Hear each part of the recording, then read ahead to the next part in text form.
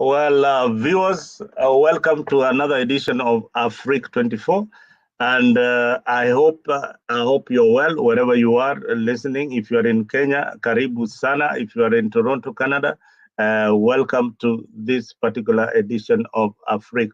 We have seen a lot of new developments on our political scene, and with this is a special edition. We have somebody you've never seen on any social network on YouTube. We have Jacorando. He will introduce himself. He's a friend and a colleague, and we come a long way. And we have also the director, the owner of a platform that is very, very popular with the Luo Nation. Is called Hilary Gondi. Hilary, I wish your video could be on so that people can see who you really are. We read the Luo Nation and we don't really know who owns the Luo Nation, who has gathered this information and a lot of knowledge to help our community. So, Hilary, please let me start with you. Introduce yourself and tell us who you are and where you are tuned on. Thank you so much, Zalendo. I was not aware of this platform, and I'm happy to be here this evening or this morning or whatever. But in Canada, it is, I can say, it is 10:15 in Toronto at the moment. It is pleasure to be here. Geoffrey Jacorando is a good friend. He has been in Grace. He has been one of the speakers in our platform, that is Luo Nation. Actually, when I came to Canada 2019 as a student, I was doing my master's. Then I see there's a gap on our community that we don't have a conversation, most of these people in diaspora and home. And the idea came to me that how can we have a conversation with our people back here and home? Then I see it is very important to have a conversation, more so the conversation that can bring our people together and see it. And that's why how Luo Nation started. I see that I need to converse with my mom all the time, my brother. They need to know where about what is happening. This is not a land, not an event the way they think it. It is not easy. You must work hard and make sure that things are working. So to understand that, I see that we must have a conversation. And that's how we came up with the Luo Nation platform. And that it has been amazing journey for 1 year now. And we are seeing so many things is happening, changing the community, how people are thinking perspective, what can we do as a community, how can we help each other, and it's growing so well. And that basically does it. And also we are not only Luos, but all Kenyans, because we connect and we are our platform. We welcome everybody, and we have so many. We have topical things that we usually discuss: politics, business, name them, everything. So we usually discuss that. And thank you so much, Mzalendo. That's what I can say, and I'm happy to be here. I've just seen that the link, and I said, what is happening here? What are you doing here? Let me come. I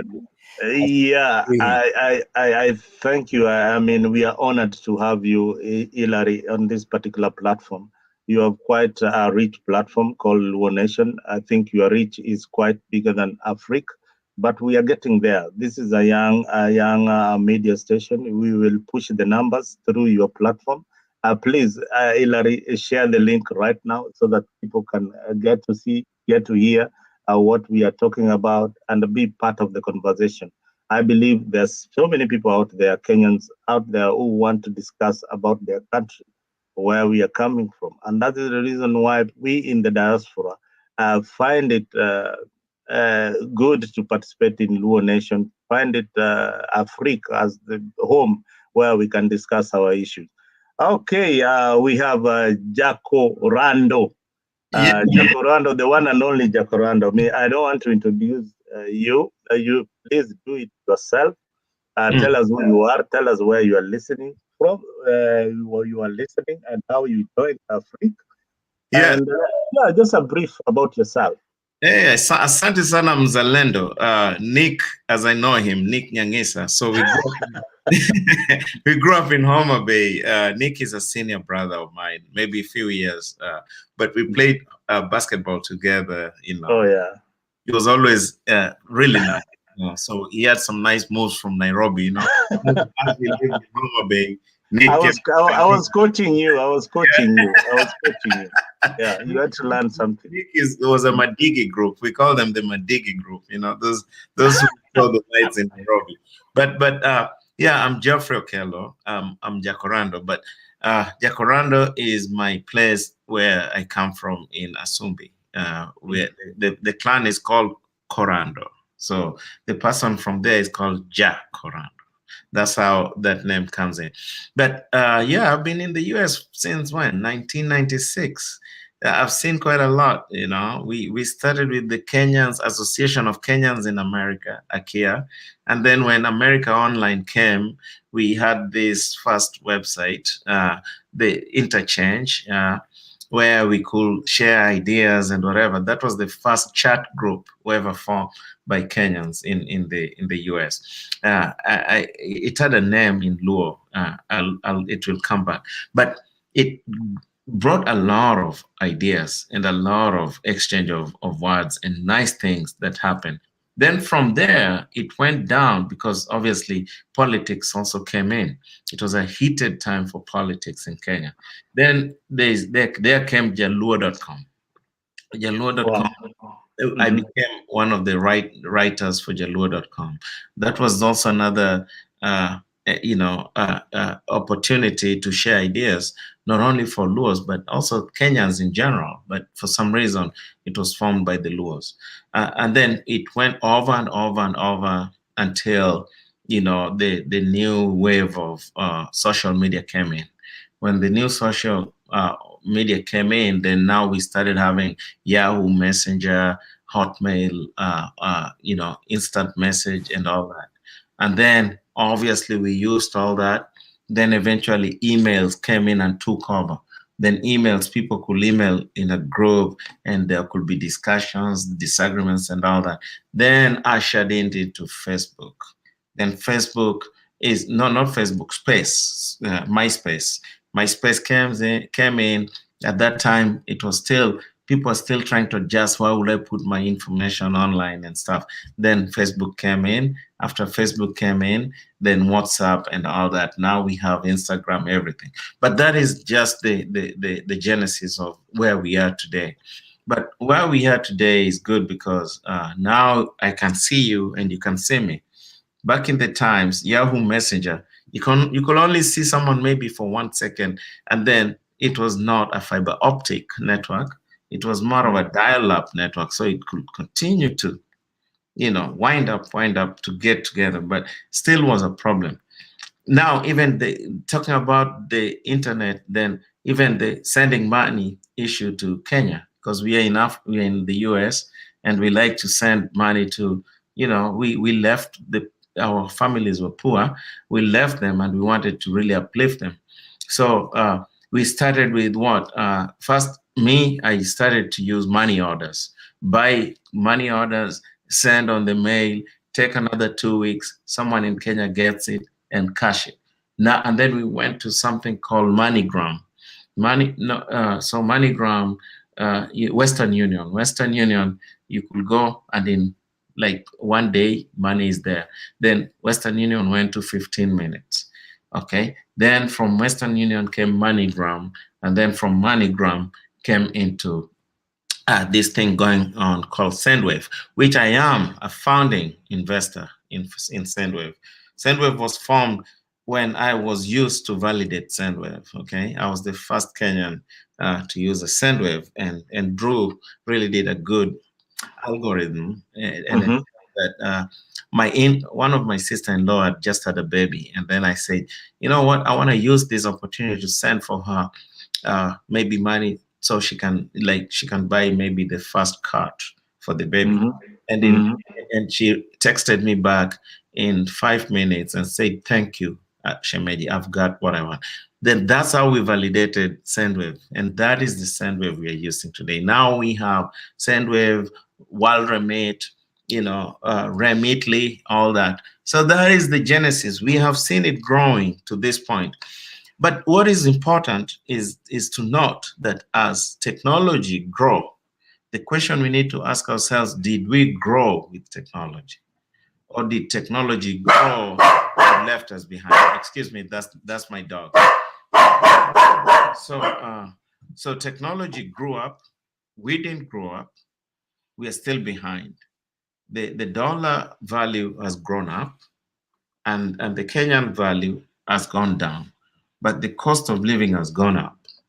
So there's some things we are really missing up in our lifestyle, and also just in, as the world is picking up, the new trend, right? So why am I here today? Nick just called me, invited me, and this is something Nick has been talking about for the last 2 years. I really had no idea that it was operational. And when he called me right about 30 minutes ago, I said, no, I'm logging in and I want to really be part and parcel of this and see what's going on, because I know he's a very innovative and very entrepreneurial person that, I know I saw growing up. I've lived I'd say in the US since 96. I don't even know the count, but I've seen a lot going on. In terms of where we are, we should ask ourselves, how have we transformed to be who we are today?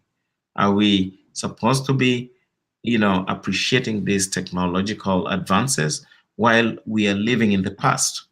And also at the same time, how is this technological advances helping us transform the lives of ourselves, of our loved ones, and everyone else back at home? At the end of the day, anyone who lives outside the country knows that there's an amount of something you have to part with every day. For me, every day or every week, but it's because of really serious issues that you cannot avoid. But why are these things existing? Why don't we have some kind of sustainability? Why do we have a lot of dependency? And why do we continue to even experience this? So that's why I'm here. We want to discuss how we have reached to this point. And I don't want to exhaust all my time here, but I wanted to say, by profession, I'm a chemist. I'm a regulatory chemist. I've worked for Pfizer. I've worked for Purdue Pharma with the OxyContin issue. I've worked for United States Food and Drug Administration. I've been a regulator. I'm also a former military U.S. Army officer of 14 years. So I've seen everything from military to civil service to industry standpoint. And from that moment in the pharmaceutical industry, I've seen so many things within my life that I think I can share and help people advance in their personal lives. And it depends on how you take it, but there's something I think we can both learn from each other that can transform us. Thank you. Thank you very much, Geoffrey, for that introduction. The only part that we missed is the pager as a way of communication. But we will dive into that at some point. But in today's episode, we will delve into the art of Kenyan politics, dissecting its complexities, challenges, and aspirations. Our esteemed panelists here bring a lot of wealth in knowledge and insights, as you just heard the intro. These are very unique setup, and for the first time on YouTube, and you will hear some perspectives of political issues, institutional weaknesses in Kenya post-election, and public disillusionment that now that Raila and Mr. Ruto are working together. Perhaps I should start with the conference that happened in Homa Bay, the investment conference that just happened in Homa Bay. Maybe Mr. Hillary, if you can go first and tell us, what do you think about the investment conference that just happened in Homa Bay?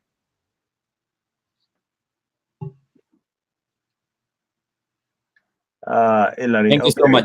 Thank you so much, Mzalendo, for hosting us today. It's amazing, amazing. Yeah, the future politics, more so in Kenya, I think it has been a journey, and where we are now, we are seeing a lot of challenge, a lot of progress. That one of them is county government, which is a very good thing to our country, and we are seeing progress. And many governors, we are seeing a lot of challenge. And you have talked about what is happening in county Homa Bay currently. The president himself was there. The Right Honorable Odinga also attended. We are seeing a lot of progress in our counties or in our areas, home areas. You see these things that were not happening before during to other regimes before the county government, but during county government, now we are seeing a lot of projects going down there. We are seeing things happening, things like stadium. Those are things that we didn't also lack. Those are simple things that we need to see. But now, being we have county government, we can have a stadium that we can thank God that the county government has. We see roads, we see hospitals, we see so many things happening now, and. And I think the future politics of our country is now progressing well, as much as still they are here and there due to maybe the cultural setup, leading to the tribalism is still maybe catching up with us. But the truth is, you cannot compare Kenya with 20 years ago. So many things are opening up, and every governor you see is now trying to work. And going forward, actually, if you don't work for the people, then you have only 5 years to go home. And it is now growing so well. And what is happening over now is a good thing. They're talking about immigration issues. They're talking about the diaspora people. Our issues are now being addressed, whereby long time it was not being addressed. Our work is just to send money back home, people to squander it, or they do the things that they want to do. But now we are seeing this dialogue is taking place. This is amazing, amazing thing, and I see the future of politics is growing amazingly, gradually, and now we get involved. And now we are in diaspora. We can have a session of talking on these things, maybe with Kenya directly. And I think Jacorando, Geoffrey mentioned it, that when they were here a long time ago, even talking to people back home was not easy. But now, due to all this platform, we can engage with our people directly. We can see what's happening in the village today. You, as in US today, you can know what is happening in your home area. Even if somebody died today, you just get to know it immediately. If something happening, so you can watch what is happening yesterday directly. You don't need even somebody to tell you. It's like you are there physically. So these are good things that we are seeing, and also you can participate, and that's why we are here. So I think basically the future of our politics is growing well, and it's a journey that all of us need to get involved as Kenyan, and to see better way of how we can do things. You see the schools are being improved because of our noise and our contributions as a Kenyan. If you see any area, you see even agribusiness is changing. The way people are doing things are changing. Things are coming up slowly, which I think is a good thing for young people. And even for the old people, they are seeing we have a platform that we can share ideas and everything, which we didn't have before. Kitambo ilikuwa ni sauti moja. When you have only one sound to be heard, not everybody. But now we have a liberty of sharing our ideas, and even they can listen and to. So that's where I see our country, Kenya, and you see leaders are coming together as much as there's things we didn't know that Ruto and Raila maybe sometimes can share the same platform, but we can see now they are in Uganda trying to help Museveni to look for after cows. At the end of the day, we are seeing them in Namibia, and now they're seeing them in Homa Bay. They are conversing, and now everybody is being included. That's what we want, as much as who is the president. But we need everybody to be included in the government and the politics, so that we can discuss the things that is happening in our country, most of the future generation to come. These amazing things. So that's my idea, and that's what I think. I'm great to think that it's a good thing for us, we people in diaspora today, to discuss these things. So thank you again, Mzalendo, for hosting this, and also to have this conversation. It's amazing one, and let us keep it alive and pushing forward. All right, thank you, Hilary. And it has been an amazing journey for Geoffrey, yourself, the challenges in the diaspora. I can imagine Geoffrey coming in those early years when we didn't have navigation or GPS. How he used to drive with a map in his car to find his way around. Yeah. So you will tell us more about that. But just on the same question, Geoffrey. Do you think that devolution has really helped our people back at home, or it is just devolved corruption happening in our counties? Yeah. Before I go into that, let me just make a clarification as well in terms of the diaspora. Okay. When I came in here, and I give credit to Raila Odinga, the former prime minister, he's actually the first politician from Kenya that used to visit us, right? He was in LDP. He actually was in National Development Party, and when he wanted to, when there was a hostile takeover of Kisumu molasses, that was the first avenue he came over to kind of raise funds and win the auction that was going on. And I think we came together and ensured that all those resources were kept in place without hostile investors coming in and taking advantage and taking the whole thing and going. So he came, put the machine together, put all of us together, and we assisted in making sure that happens. Then he came again and started having campaign rallies where we had town halls. He could talk and we could ask questions. And the first issue of diaspora being recognized in Kenya started coming up from there, from the town halls. And I remember it was Kenyans from all walks of life. Some will travel from California to New Jersey, from Florida to New Jersey. Some came from Canada to New Jersey, and we could sit down on a round table. And I give Raila a credit because he wasn't going to big hotels. Raila was being hosted by us, and he was sleeping in our apartments back then, right? And he was, we were cooking food with what we have worked hard for. We were sitting together, and it was all Kenyans. It was never a tribe. Then that happened with him. NDP, New Kanu, he could still come and seek consensus. Then again, when Kibaki won, the first time I met Ruto in North Carolina, Ruto did the same thing. It's like maybe he was learning the script, right? He came with, but the only difference is for Raila, he used to come with a bunch of different Kenyans. It could be Christians, Muslims, everyone was always in his entourage. Ruto came. I think there was my friends from Rift Valley who were having an association in North Carolina, and they went and they had, I think, the Kalenjin meeting. And then the following day, we said, no, if he wants to run for president, because we were hearing, he should come out and meet people.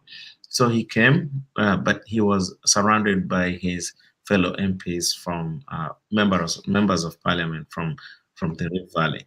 So he gave a very nice speech. We talked personable. I joked with him. I think you can make a good president. We really got in touch. I remember it was with one guy, Keter, Kipkalia Kones, Sirma. I remember those guys because we really sat down for a long time, pretty much the whole day. Yeah, so diaspora has played a part in supporting Kenyans to have a very good leader. But whether they are good leaders in Kenya or not, time will tell. Looking at the cost of things right now, I was in Kenya in December and January, is that things are bleak, and we have to accept the inflation is high, the cost of living is high, the tax rates are high, and so Kenyans' wallets are squeezed, right? And that's not a working formula for any economy that want to propel their people to wealth creation. So what is going on between Raila going to AU?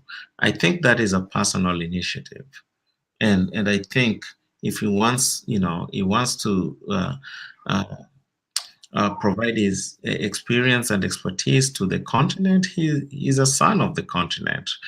He has a vast experience as a prime minister, member of parliament, as a businessman. I think he has all the expertise. Whether that will work in favor of the common person, again, time will tell, right?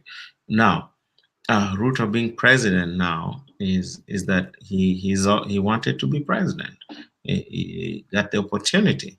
Now, as I consider him a younger person, and the only way I would wish that he really listens is that he tries, as a person who says is from the poor families, he campaign on that platform, that he understand that all these policies he's putting in place, is it really going to transform the lives of someone like him before they went into politics? Okay. In other words, if you're a teacher, if your salary is already squeezed by adding extra tax, how much are you left with your family? Are you going to really build your wealth, right? Okay, if you're Mama Mboga or Mama Samaki, okay, now they're in Homa Bay, Mama Samaki, are you really advancing your business so you can now also employ other smaller mama samakis, or are you overburdened by the taxes because the tax rate is very high and you cannot transform your business into the future? That is something that the two people, both opposition leader and the president, needs to think about the common person. In terms of politics, I think that Kenyans, we have lost it. We have lost it. Right. Mhm. I think there is over concentration of everything on politicians. And I think that people and everybody is fighting hard to win political seats to belong somewhere in the table. But that table is imaginary, right? There is no table. Geoffrey, why do you think that we are all fighting for this space to get into this table where decisions are being made? Is it for the interest of the people, or is it for our own personal gain? Yeah, it's actually for personal gain, right? Because when you find parties giving nominations to specific people, then now you're narrowing it to selfish interest, right? We have people who have won, who have been given nomination by majority parties in those areas and have won, but their performance record is very zero. Okay, so in other words, I think what's happening is that politics has been equated to the enumerations and the compensation that comes with the positions, and also the benefits that comes with the position. But for me, I think politics or political position is a servanthood, right? You become a servant of the people. Yes, you have to be paid because you're doing a job, but I think you must love that you're representing your people. Before you cast a vote, for example, I'm from Rangwe, before you cast a vote for Rangwe people, I think that you should cast a vote thinking about that common person in Rangwe. You should not think about the party that much. You should not think about the government if they're really funding any of your activities in your constituency. You should think as a representative of people in that constituency. So politics have become very personal, and I think because of that, that's why there's a lot of fight for these positions, and every kid, even in primary school, is thinking of being a politician. Nobody's thinking of being a scientist like me, or maybe a journalist like Nick, because nobody knows the benefits we get. But people know that a politician will fly on a chopper, will be on a a guzzler, okay, big guzzler, who will always be given an opportunity to speak, even in funerals or even in weddings, because of the position that comes with it. So we have politicized the environment, which is going to negatively affect the future of these kids. The world, as we know, is that politicians only make a very minute percentage of that economy. The Mhm. rest is all industrious people and all professionals or business people. That is the bulk. And that's where we need to start nurturing our young people to focus on. Not to be politicians, but to be people's servants. In whatever position you find yourself in, are you going to serve the people that you come from? I think that really answers my question to you. So we are really for gravitating towards selfish interests, and we are really forgetting about why are we in that position and what are we supposed to do for the people that put us in that position. I'll give you an example. Like me, I'm a drug developer. When I go to the chemist, when I buy these products, Lipitor, okay, OxyContin or hydrocodone, I feel good because it helps people who are in pain or people who need that. It is not about me. The same thing with politicians. When they go to a local village, they need to see this is the school I studied. I love the fact that kids have a bathroom, have a latrine, have water. I love that women are not carrying water on their head. I love that people are not walking long distances before they go to the bus stations. I love that the roads are nice. People who are riding bikes or driving do not have to get accidents. So that is the notion that I have, that we have in Kenya. They're forgetting that, but they want to be in Mombasa, Nairobi, whatever, every political place, to kind of showcase that they belong somewhere that don't exist. I think that's what I'm talking about. All right. Thank you, Geoffrey. Hilary, I have a question for you. And you run a very big social network called the Luo Nation. Um, and there's a lot of diversity among Luos, especially poverty levels. And Geoffrey has mentioned the schools. If you go back in the village, you see the kind of schools that we have in Luo Nyanza. And we have also Luos who are very, very able, who are in the private sector. What do you think that can be done by the people who are in the private sector to develop the Luo nation without waiting for the presidency? Because we seem to be so much involved in the politics of becoming the heads of the head of Kenya, and we forget the basics like education. Most of our schools are in pathetic state, or we want to wait for the counties to build the schools and the MPs to do it, while we have people in the private sector. Some of the members in your group are in the medical field. How many of them have gone back and given back to the society, like a doctor starting a small clinic in their village? Are we seeing this kind of dialogue in those forums? And how do we use ethnicity positively rather than politics?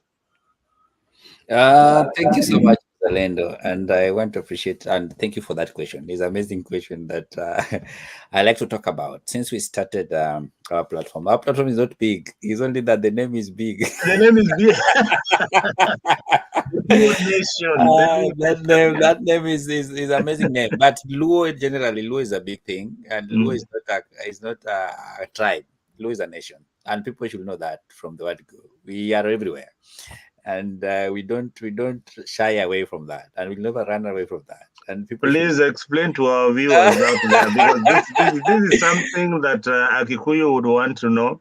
Other communities in Kenya, when you say Luo is a nation, why do these Luos carry themselves so big No, that no, no. we are a nation? It's not even carry big. If you go to Mhm. South, let me tell you, if you go to Kenya, you'll find a Luo tribe. If you go to Tanzania, you'll find Luos. If you go to Uganda, you'll find Luos. If you go to going down DRC, you'll find Luos. If you go to Nigeria, you'll find Luos. If you go to Ethiopia, you'll find Yeah, Luos Ethiopian there. Luo. If Yeah, you yeah, yeah. go to South Sudan, that is the home. So if you go to China, people are speaking Luos. How can you call that? If you go to Japan, we have a tribe called Luos. If you come, so how do you call these people a tribe? This is not a more than a tribe, and It's a we're not. nation. It's a nation, bro. So All right. that's why we call ourselves Luo Nation Network. That's why we converse with everybody, Yeah. and we like our people. Actually, name them. They have been come to our space and they have been talking about how can we develop ourselves. But narrow it down to Luo Nation. You have said it well, and actually, what our platform is doing is one of the things we are trying to bridge the gap. I want to tell you now, we have more than 25 children or 25 students that going to school. We don't know them, but they are going to school in the name of Luo Nation platform. They Wow. came there. Amazing. They just in need of going to school. Like one of them is Nairobi University at the moment. That boy really reached out to everybody, but nobody came up. When we saw the video in just Facebook, we reached out to him, and that evening we raised out the money and everything, and he joined Nairobi University. And that's what we're doing. We are not waiting the governors, we're not waiting even the leaders, but the little thing that we can do, we are doing it. In our platform last year, I was having an event. We have a mindset of building libraries in our 4 counties, and actually we just did a pilot contribution whereby we raised more than $500,000. We want to do digital libraries in our counties, and we're working on that day and night. We don't want to wait leaders. We as a people, how can we address the immediate issues? I want to tell you that in our platform, so many people have been connected to jobs. There are so many people have connected to networking and doing this. I met Geoffrey come there, talk about chemical, about medical medicine and everything, So that's what we are doing. As a Luo Nation, we don't want to wait leaders, because we realize that you as Mzalendo, you're a leader, and that's why you're hosting this thing. So in your capacity, what can you do to embrace the Luo Nation? And actually, the issue of schools, we are addressing it. Last week on Saturday, we hosted a lady called Tabitha Ugutu. Tabitha Ugutu is working with one organization in CIA, in game specifically. And she's doing amazing job. She resigned from her work in banking, and she went to the community as just addressing agribusiness. We are now connecting with her, and we want to approach the schools. We realize that our schools have big lands. How can they do agribusiness within the school so that the children who are coming to school doesn't have lunch? Now they can have lunch in school. We are trying to address that. Those are the issues. Those are the things that we want to do. And the children that are going to school without even nice books and everything, that's why we are coming with digital libraries, whereby we can have a laptop or a screen and a projector, whereby we can tell Geoffrey, can you spend your 20 minutes or 30 minutes talk with these children? These are our pipeline, and we are not waiting any leader, and we are not approaching any leader. We're just doing it in our capacity. So all these things is being addressed, and we are addressing that, and that's we are calling upon anybody who can hear this, and those people are in private sector. We know that Luo Nation, many people are in private sectors. Whatever you can offer, even 10 shillings, even not only 10 shillings, just sitting down like this, discussing all these issues, it brings more change to our people. So we are trying to address that one in a conversation way, and that's why Luo Nation Networking is talking about town halls. What we're trying to do now, Mr. Mzalendo, and this amazing project that I will involve you, that we're trying to have a town hall talk. Town hall talk. What do I mean with town hall talk? We want to convert the borders. What are their plans? What are they trying to do to make sure that what they're doing is bringing more impact in the community? We want to bring women who are doing the merry-go-round. How this merry-go-round can impact their life more than just exchanging money and going back. We're trying to address with the primary teachers, what are the challenges that we're facing in those places, so that we can address it all as together as a team, so that our young girls should not be pregnant in early age, but we change that system so that we see that these are our sisters, these are our brothers. When we ruin their life, then we don't have a life tomorrow. So we are trying to create that value in them as the people who are outside there and the people who are in different sectors. We are talking with engineers, we are talking with doctors, we are talking with the people who are in agribusiness. We are talking with everybody. Actually, as Luo Nation today, I want to tell you that we have more than 10 WhatsApp groups according to people's profession. So they are there, they are discussing engineers, they are there, they're discussing issues about how this issue can impact people in the village there. So is a amazing and is a big conversation going on. It's not easy, but with small steps, we are seeing so the fruitful of it. Because this platform I just started in immediately after politics. Immediately, actually, that's why I joined this this conversation. Immediately that we were fitted. Or what happened is happened, how can we have a conversation as a people? Yes, now it happened. It's amazing that yesterday I had this young man from Kisi. Yes. I hope you will come at some point. He was an agent. He's around 22 thereabout. He came to this platform, and we talked about how Azimio was defeated in the last election. He was an agent for UDA, and he told us a very amazing story of how well organized they were, to an extent that even their VPN was untraceable. You could not trace where they are, and how they could collect all the information and data of the election results in good time. By the time we were waiting for the results, they already knew. By the time you were putting that carpet, they already knew the results from each and every polling station. Right. So it is amazing, such kind of conversation. When you hear them, then you understand that you actually lost the election and you are not rigged out. It That's was very just that's very organized. I That's think very true in Zalendo. As Geoffrey coming in, let me tell you, I have a friend of mine. Is called Boniface Osoro. He's doing a PhD in DC at the moment. With me, what I noticed is the challenge that we were having. We were looking only one side of the politics. We are not looking the other side. So when you look one side, you don't know what the other side is doing. So many people were just looking one side. They don't care about the other side, what they're doing. But the truth is, the other side, if you check the way they were working, they were well organized. With us, we were saying, but we have all the machinery. We have So the that system. We we have have the the system system. behind. Yeah, but we Geoffrey, don't have but, things but, in place. but no, I think you guys are right. But you know, if you look at the setup, if it's never one side is working better than that. Uh, Once you lock your house and you go to sleep with your family, there's always someone who is way smarter than you and will come. And when you wake up the following day and you realize that your door was open and your TV is gone, right? So, what am I saying? I'm not saying that organization or doing things right is better. If you do things right, the right way, with integrity, that's fine.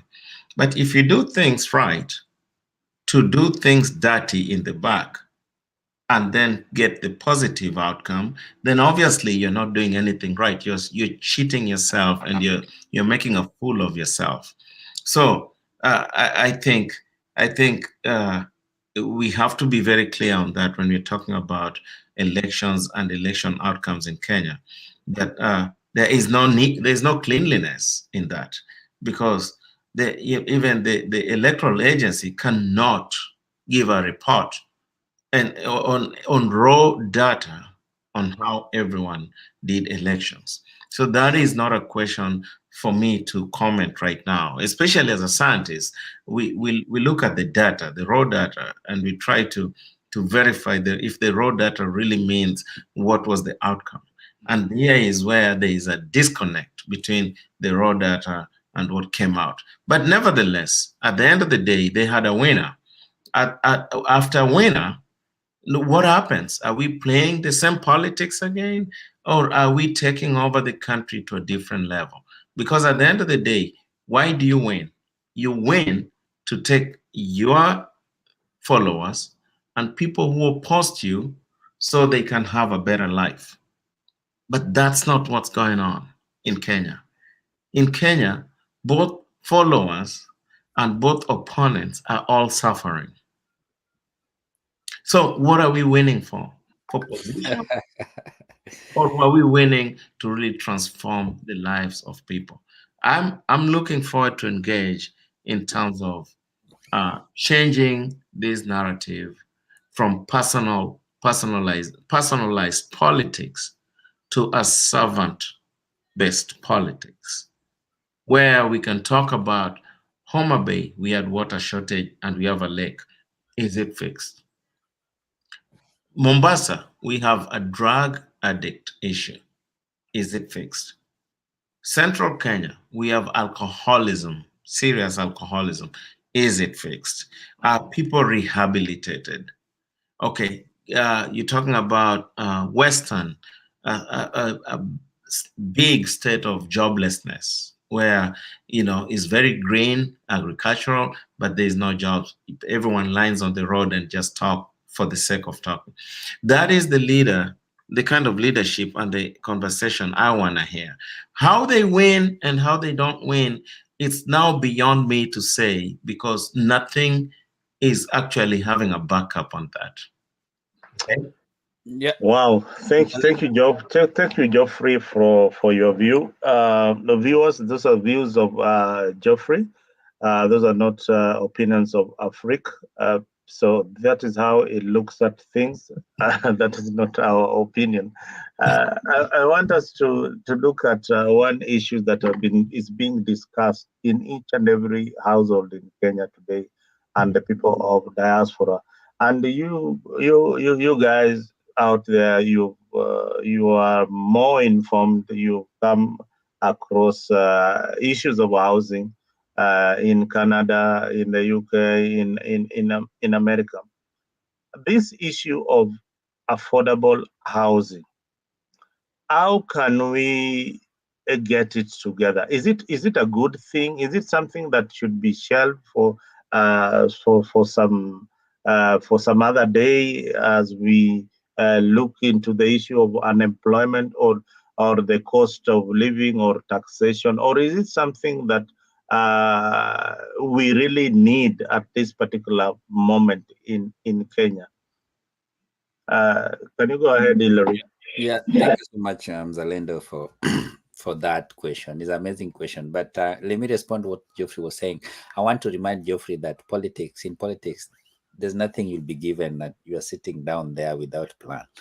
You need to plan and go for it and have it. So when you're waiting for us to give it to you, then you're wrong, bro. So go for it, no matter how you take it. But at the end of the day, I, people want to see the leadership. Yeah, in Luo they said "Lokminga Look, we got totaleka." it, Lekao. That's true.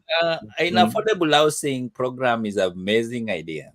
It's an amazing idea, but it's not necessarily an urgent issue in Kenya today. In Kenya, we have pressing issues than affordable housing at the moment. It's amazing, a wonderful idea that if achieved, it is a good thing. But I think that people are struggling to put something on the table to hit. That is the major thing. The taxation is too high. Local person is really suffering where we live and find time to live in that house without a food. So I think the government have an amazing idea, but this one could have been maybe addressed in the next 2 years. Now my thinking is that they could have addressed pressing issues that we have. Every Kenyan have water. Every Kenyan can have access of food, food on the table. Every Kenya, those who are finishing the graduates can have. Hillary, yes. You said the graduates are finishing their jobs and all that. Is unemployment an issue? Yes, employment is an issue because what I think the government should do is now to create jobs to these young people or the people who are being, not only young people, but whoever need a job. put something on the table. But And the now housing project is creating jobs. not It's solving a problem. and not really, because that many No. after okay, get It's my not point. solving a problem. The housing issue. The housing issue is not a continuous progress project that will go forever. Mm-hmm. In the sense that it is something that government it has a time limit, so after setting all the housing, all right, yes, you create a job, and then after creating all those houses, then what next? Those are the questions we need to ask. It's amazing. That's why I said that it's amazing thing is also a part of creating jobs, but it's not creating permanent job for our people. So I think government should have a way of creating permanent job for our people.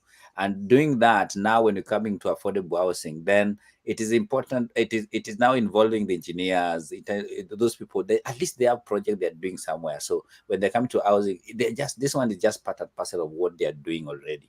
But when we go for this one as a major income generation, generating income for some people as job creating, then I think it reach a point whereby we'll go back where we are today, because people will still work crying about unemployment issue and everything. So I just think that there's pressing issues that government should now address than affordable housing at the moment. But maybe after 2 years addressing those issues, then they can bring up this issue of housing, affordable housing program to help our people to live well and to have good houses.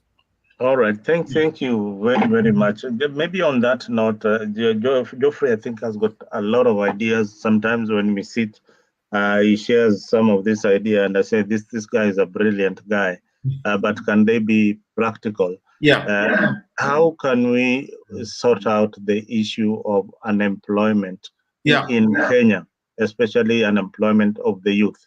Yeah, thank you, Nick. Thank you, Hillary. Those are very good points. Now, before I say anything, the issue, how do you connect housing and employment? Okay, it must be a project that generates sustainable employment, not just employment for a month or 2 months, right? What I want to see here is affordable mortgage program, okay? Why am I saying affordable mortgage program? Because Kenya is a capitalized country, is not a communist country, right? When you say affordable housing program, it means that we are going back to the failed projects in New York, where the government, the US government, set up housing, affordable housing, and it became very weird because they could not be able to even enforce the law within those programs, because what everyone could walk in and live there, and then it became a very dangerous place. Right now, that is creating housing, but not creating a conducive environment for everyone to work. Right. So when you put affordable mortgage program, it means that you accept that your population has different income capacities. And therefore, as a government, you probably lower down the interest rates and you make sure that everyone can afford to have a house or afford to get a loan to build their house and pay back that mortgage within the time frame and the amount of money that they can afford. Okay, now how is that going to create employment? It's going to create employment because they will take loans and they will build. Okay, that will create employment. The banks will also hire more people because of more people taking loans out of those facilities. At the same time, there are also service providers that will create jobs and will hire other people. But affordable housing means you're taking my money, you're building a house, and you don't know who's going to buy it, and I don't know how I'm going to invest in it just because someone can live in a house. Okay, now that is a failed project. This is going to be a disaster. Okay, they ought to have involved Kenyans or even the people in the diaspora to help them craft an idea of how to bring in the best basic requirement for shelter. There are three: food, shelter, and clothing, right? If people can afford clothing and people can afford uh, uh, shelter, people can afford clothing and food, why can't they afford shelter? Housing in Africa, unless you want them to live in a mansions like the ones you live in Karen, then now you can talk about affordable housing. But Africans have never had a problem with housing. What Africans need is sustainable housing. Africans need sustainability. Is there water? Is there sewage? Is there access to good roads? Is there access to basic utilities like hospitals and stuff like that? Because I'll tell you, my first house in Kenya is called Simba. In Simba, I built it in one day. It is still there. Even though I've built another house, Simba is still there. I saw the other day Ruto was in their home. He was showing his first house in Sugoi. It is still there. So, what affordable housing are we talking about? Are we just talking about affordable housing for the sake of taxing people and getting money and acting like we have affordable housing? Because at the end of the day, Nick, what I'm saying is that we are building these homes and the common people are not going to get it. Look at an example of South Sea in Nairobi. Those were Mugoya was affordable housing. Look at the case of the housing in the Kenyatta next to Kenyatta Hospital. That was affordable housing. Nobody get it. Look at the high rise in Kibera. That was affordable housing. Only those who know someone got it. Are we really serious? So are we repeating the same failed policies? But what if that land, the government bought it and subdivided it and sold it to people under affordable mortgage scheme with a plan that is similar and people build their own homes?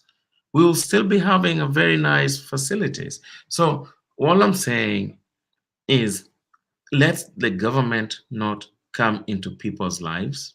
Let the government do what they need to do, provide infrastructure, and also at the same time provide facilities so that people can live their life. This overreaching of the government coming into people's life and their pockets and taking money and doing their programs is null and void. The last one I'm gonna say, the government Mhm. is building infrastructure for roads. Why can't they use the same money to build homes? Why do they have to take money from other people to build homes? They're not taking other people, they're not taking citizens' money to build roads. Why are they taking people's money to build houses?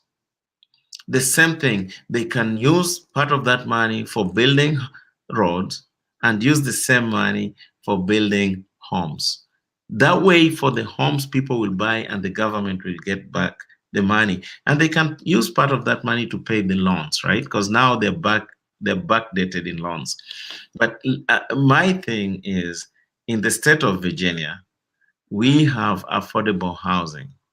And what we have in affordable housing, nobody was taxed, but the state invested in purchasing a land and building. And only those who are qualified can get a mortgage to buy those places. It is not affordable housing, it is affordable housing provision for the residents of Virginia, only for those who are qualified, and nobody was taxed for it. So it's an investment for the state. The government can do better in Kenya. This overreaching must just come to an end. Geoffrey, thank you for bringing that issue of affordable housing and the income bracket in Virginia, and in most states in the U.S. They look at your income. If you're earning so much, there are certain houses that you cannot qualify for, like the ones meant for people who are earning below maybe $30,000 a year, $40,000 a year. They qualify for those particular houses. I think that's why we have a freak, because here we will give you the right information. If government is out there, they can listen and they can really pre-qualify the people using these kind of measures. looking at the income brackets of a person to qualify them if they can afford a 1-bedroom, a 2-bedroom, or 3-bedroom house. And that is something that the Hinga team needs to adopt and make sure that the information we give here, which is free, free of charge, uh, get that kind of information, incorporate it. But the issue of housing is dusted. The Yeah. issue of housing is dusted. It's already in Parliament. It has Hillary. Maybe if you Nick, can Nick, come in. yeah. Nick, I I just want to cut you short before you ask Nick. So we are talking about affordable housing in Kenya. And buying an apartment or a home in Kenya right now, the interest rate is 25%, 20 to 25%. So what affordable housing really is the Ruto government talking about? You know, are you just talking about affordable housing because you are the government and you can collect money? Or are you, if you're really focused on affordable housing, we should start focusing on the interest rates for people who are taking mortgages. It is very high. It is not affordable at all. And a lot of people are losing homes because they cannot afford to pay interest rates for those mortgages they took. That is the first thing they have failed. Then show us that you can lower the interest rate, then give people the avenue to take mortgages at a proper facilities at a cheaper interest. Then after that, you can tax me and use my tax money to build homes for other people. But you're not doing all this, but you want to take my money to build homes for the next person. That is not acceptable in any society. And they need to really be up to scale and up to time with the realities on the ground. You cannot oh, take people's money and build other people's home, yet they're not getting the word of the Bible. I am coming to that Republican talking point. Elvis Kithinyi, kindly, karibu sana. I believe you are a Kenyan, and I've said karibu. This is a Kenyan forum where we try and talk about the issues facing our country and back at home. We have got able panelists like Jeffrey here, Jaco Rando, Hilary Gondi, and now yourself. Please tell us who you are, where you are tuned in from, and karibu sana. Yes, I'm Elvis Kipine from Migori County, working with the county government of Migori. Oh, wow, thank you. His name is Odalo. Odalo. Oh, who's that? Who is that? So, Manalo, you are the minister of who? You are the minister of roads, or? No, I'm Oh yeah, Odalo. I mean, before you even, I mean, you are the right person to tell us how Migori County is doing, and tell us if solution is working for our people, or you guys are just eating money, or it is just evolved corruption. That is what we want to talk about, because I don't think the Luo nation has wasted a bit of 10 years of devolution with people just pocketing money that belongs to the taxpayers without service delivery. What are you doing in Migori County that is different, or what is new in Ochilo's regime? Yes, thank you very much. In Migori here, we are about 1.5 years old in this government. And I've not seen anything of maybe misusing resources, because the governor and everybody else he has appointed or who is working under him are using resources accordingly, and monitoring is also done accordingly. We do budget, annual work plan and budget, and then implementation is done. And this is our first, in fact, we are yet to implement our first budget, budget, because procurement process is going on. But what we found, and all the projects we found, which were left by the former government, or the governor, we are continuing with them from where they were left. We are not discriminating that this one was started by the former governor, so we can't to continue with them. We are to continue with that implementation, and we are yet to start ours. And I think the way we are now, the whole government is working because our community are enjoying the resources which are being given to them by the county government. So far, so good. Yeah, I have a question for you. Because this is, you are the right person. You came at the right time. There is Yes. mining that is going on in Makalda. There are Yes. miners in Makalda. What is your government doing for the miners, in the people who are in the mining industry? Is this something sustainable, or it is just people going out there trying to fish for something that is not there? The mining community that is. That industry is not devolved. Mining is not devolved. Mm-hmm. And when the county government, I think we have not done much about it, but I think we are thinking about it. Although it is not devolved, but we are sensitizing our people on how to go about it, to form maybe cooperatives, so that they can use those resources well. But you know that it is not devolved, so it is still being implemented by the national government. Well, yes, the governor is the coordinator of government on behalf of the national government. Right. So that is an issue that the government needs to raise with the president and the national government, that there are miners there and they need to be assisted. I think they've been doing this for quite a long time. The leadership ought to have come up with a solution to that. Sometimes I think the excuse, Elvis, that you people give is that this is not a devolved function. We are not going to touch it. That's an excuse. Hillary, what do you think about that?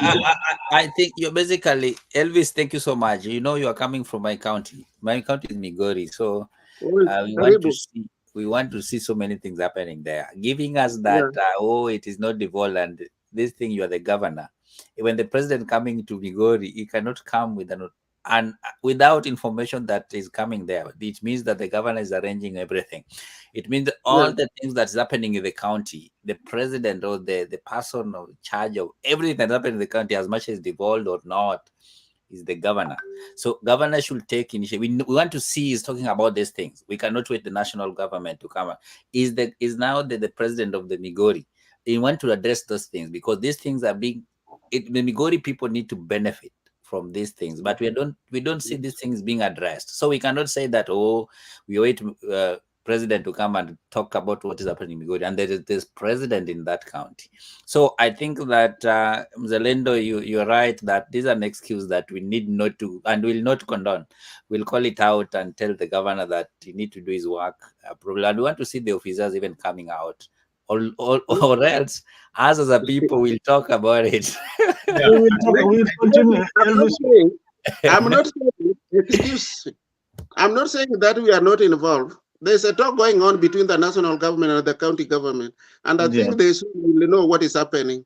We can't just leave our resources, although it is being managed by the national government. We have also to give direction, and I think the governor is up to that.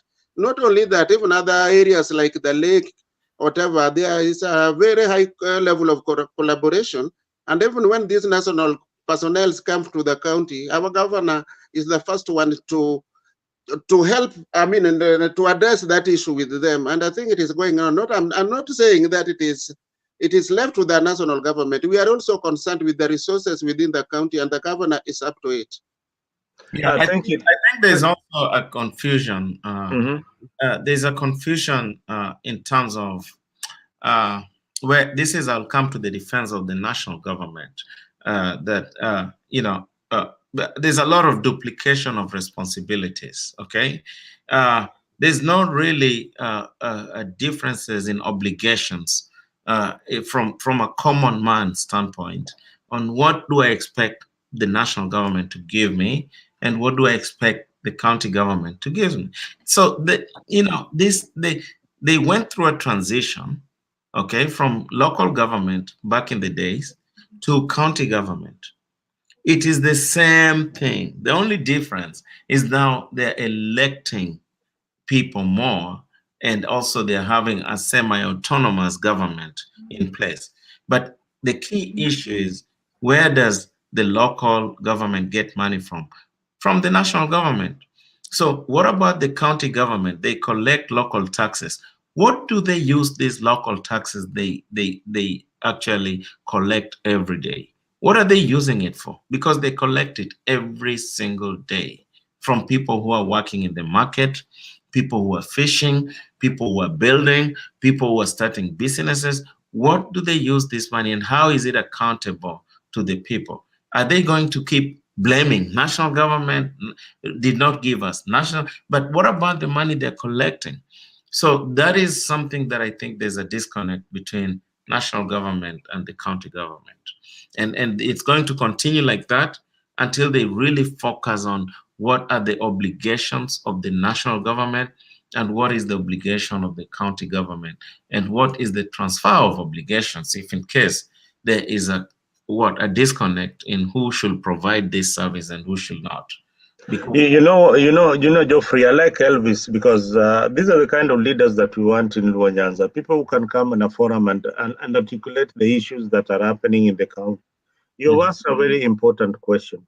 Elvis, can you please tell us the mechanism? How much is your county, for example, collecting in terms of revenue every month?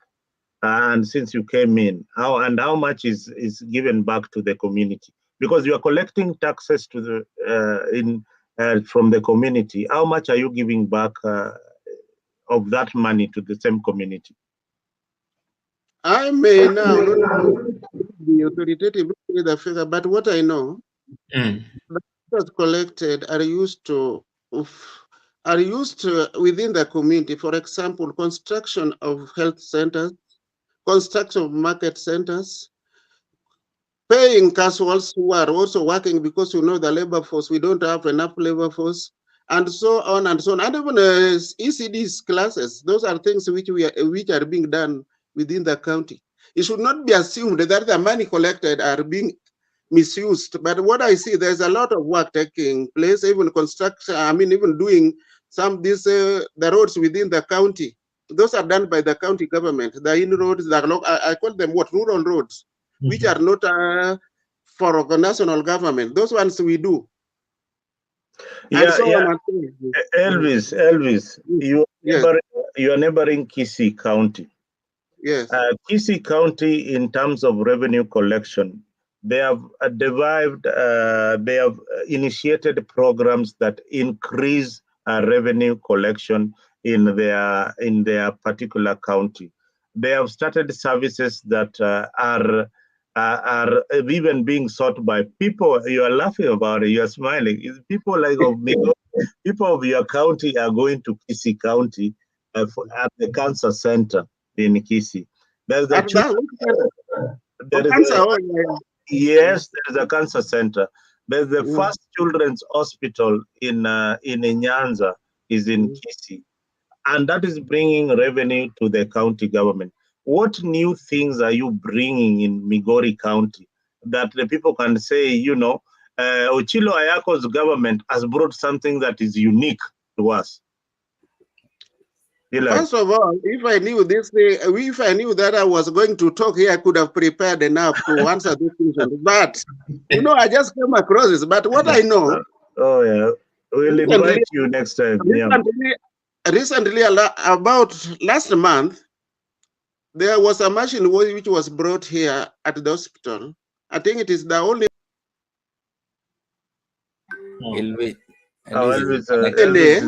This collection. And other elements. In fact, it is the only first one which will serve even Jaramogi Oginga Odinga, will serve Kisii, and will serve this region. It is a unique one.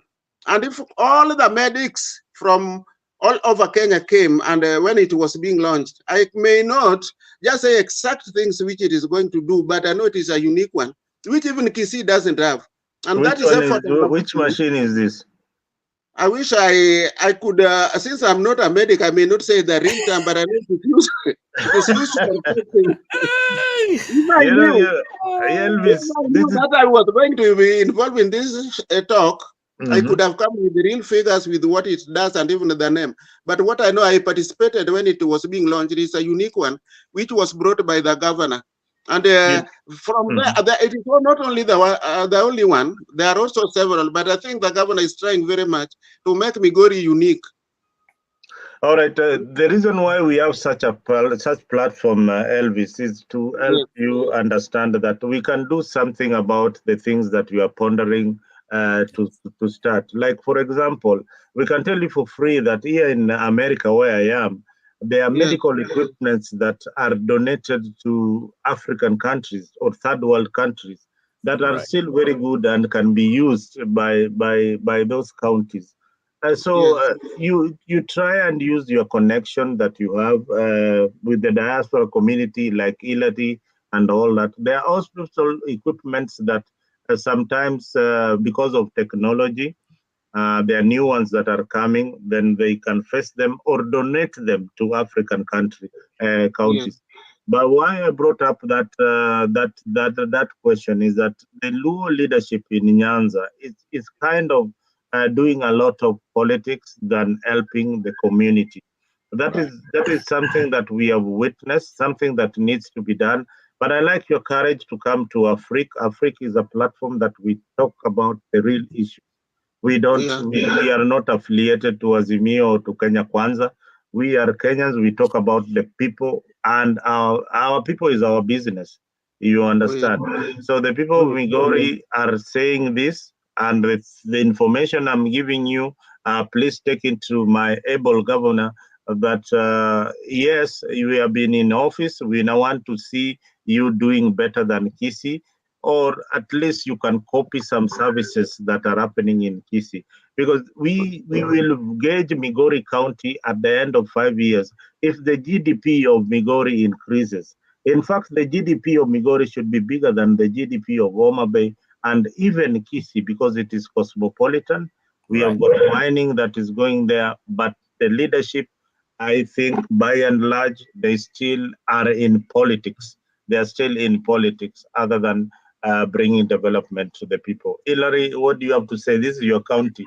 Yeah, thank you so much, Elvis, for joining. But I want to encourage you that there is a good movement that you can come to this platform and share your ideas. And what we expect from you as an officer, that this thing should be in your fingertips. That when you ask you what is happening, even if you're waking, you wake up from bed, you can say what is happening in the county. Don't wait the governor and other things. And also, we want to see governor also coming out as what Mzalendo is saying, addressing these issues, coming out and facing the challenges, and what's the trajectory that he had, because we are not seeing even the plan. We are not seeing even the plan. There's no plan at all in our county. That is we can say that these are the plan that the governor has for 5 years. We're just hearing what he's planning to do. Where is this plan? So these are the questions that we will not relent to ask our governors or our officers to give us, because I know why we do fail. And most of the times they just wait the rallies, they wait the burial process. And funeral. Please don't declare Elvis when you go back. When you go back, please, we don't want to hear you declaring policies in a funeral. Right. Yeah, please, we don't want to hear that. We don't want. What I'm telling you, so there's some of these things are just assumptions, because you cannot work in a government without a plan. And it is a recommendation. Like we have CIDP. We have CIDP, which spells out what we are going to do in the next 5 years. We have an annual work plan and budget on what we are going to do annually. And if there is you cannot be in a government and you don't have a plan. I think that is just assumption. Oh yeah, thank you, Elvis. Actually, it is assumption even to you, because you have it in your office, but we people, or the people, we don't have it on the limelight. We're just hearing it. So that's the challenge. Maybe you have it, but you have in your docket. You know, Hilary, let me help Elvis, because Elvis, we don't want to put Elvis in the hot seat. Yet there are some departments that is not really in charge and cannot answer. That we have a public relations office at the governor's office, and we have seen a lot of for instance, Homa Bay, where where Jeffrey comes from, we've seen a lot of wastage, and Elvis knows that a lot of PR is going on with a lot of wastage, a lot of money, a lot of wastage in terms of what we call development. The Auditor General gave a report the other day and said that at least they have seen some projects with the money. Money you're given by the national government are for projects. Yeah. They are for projects. And when the Auditor General comes back to look at your records, they look at the projects that you have started with the money that you have been given, allocated. So far, you have gone 2 years into your term. Just like we talk about Ruto to tell us what he has done in the last 1.5 years. We also need a record of 1.5 years of Ochilo's Oyako's government. Or if you cannot speak on behalf of Ochilo Oyako's government, at least tell us what you have done in the county, in your department, that you see that this is a positive move towards helping our people. Before I invite Bernard Baruch, please put your camera on, tell us where you are. You're coming next, yes. Yeah, what we have done as a department, we have supplied farmers with seeds. We have supplied farmers with fertilizers. We have given farmers livestock, that's dairy animals. We have given farmers dairy goats. We have given farmers pigs. We are also doing vaccinations and treatment of animals. This is just done by the county government, because there are some areas. We have even supplied the drier areas of this country, like Nyatike, part of Uriri, part of Suna West. We are doing vaccination there, and at the same time, we are giving them what is called dairy cubes. And especially this one was done during the dry seasons. But when it came, when El Nino came, we realized that there were going to be, the livestock were going to be infected by diseases. So we concentrated there and vaccinated animals and even dewormed most of those animals. So those are what are being done, some of the things which are being done by our department. So let me just jump in. No. Before you jump in, Jeffrey, there's this gentleman who has been here for some time trying to come in. Bernard, tuambie where you are listening from, who you are, and welcome to Africa. Thank you very much. Good morning. My name is Bernard. I am in Homa Bay, and I'm an agriculturalist by profession. I joined via link sent by Geoffrey. Is that Bernard Michael? Pardon? Is that Bernard Michael? Yes. Yeah, this is Bernard Michael. Oh, so you are colleagues. My primary mate. Yeah. So I'm in Homa Bay right now, and I'm an agriculturalist by profession. I just joined because I got the link. I don't know what's happening. I'm trying to orientate myself. We will come back to you in Homa Bay and tell us whether you are doing PR exercise or munapaka rangi too, to show the public that you are doing something, yet you are doing a bit of nothing. We'll come to Homa Bay. Yeah. Another thing which I didn't tell you. Yes. When we came in, we found that farmers could not open their lands because they were lacking tractors and even machinery to plow. So we renovated all the machinery we found, and now the tractors. Now the farmers can use them at a subsidized prices. Is that not work done? Yeah, I think that Honorable Odalo is doing quite a good job. I think he's doing a tremendous job, especially knowing him. He's an older brother from Homa Bay. He's always been a very strong Christian and a deliverer. He likes to deliver. You know, he's always very straightforward. I think he's doing a very good job. But what we are here to do is to make sure that what you're accomplishing, that is the expected deliverable from a government. But we are here to make sure that you can do above and beyond, whereby what is expected is sustainable, but what are the new ideas that comes in so that you don't have to work hard, you know? My first suggestion would be to have a maybe Migori Farmers Fund, right? Migori Farmers Fund for the county. That will be, you know, a subsidized funding for farmers. So instead of you giving them these things, you give them funding, and they take care of their cows, but then they pay back, and then they pay back at maybe a very subsidized interest. Because the government has to function. You must make some money, not for profit, but to make money for sustainability. That is number one. Number two, you know, you cannot take somebody's tax and give somebody money because they have a cow. What if the person you're taxing don't have a cow? Do they get an advantage by taking their tax and giving to someone who has a cow? So the government is supposed to be very equal and fair. And the way the Kenyan government, the county government is working, there is no fairness and there is no equality. They think giving fertilizers to people is fairness. No, you're giving fertilizers to people who only have land. What about people who don't have land? And what about people who cannot afford to go to a place or a center where you're giving fertilizers? So we've learned these ideas from places like, I live in the States for almost 30 years now.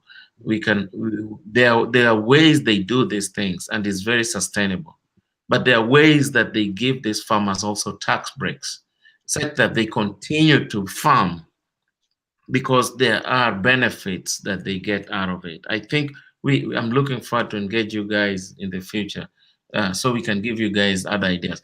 The thing I'm saying this is now they have Homa Bay investment. It's called international investment. I wanted, Geoffrey, you've been listening to Homa Bay investment. I wanted the person on the ground. Yeah, the person on the ground is called Bernard. Yeah, Michael, please tell us that Homa Bay investment, if it's going to bring benefit to the people, or it was just a PR exercise. What I can say, Bernard, it's good to see you. Thank you so much, Geoffrey. Yeah. Now, this conference, being the second one, the first one was done under the previous governor. This is a new governor we have in place. And I think she's just testing the waters. And what I can say is that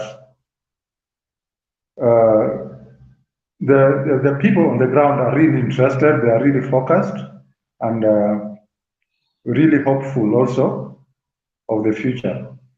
But people are still not sure what to expect or what is going to take place. So we are here to observe, that is the first thing. And also, naturally, people always want to know if there's anything that is coming, especially free things, that is coming with it. We've seen the launch of Rewa Industrial Park, which people are also anticipating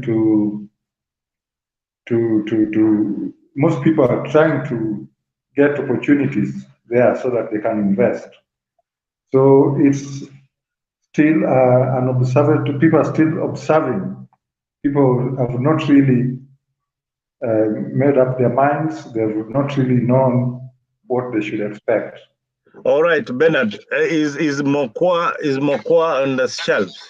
Now that you launched an industry in Guasi called Mokwa. I personally bought it in the supermarket. Oh, you bought it?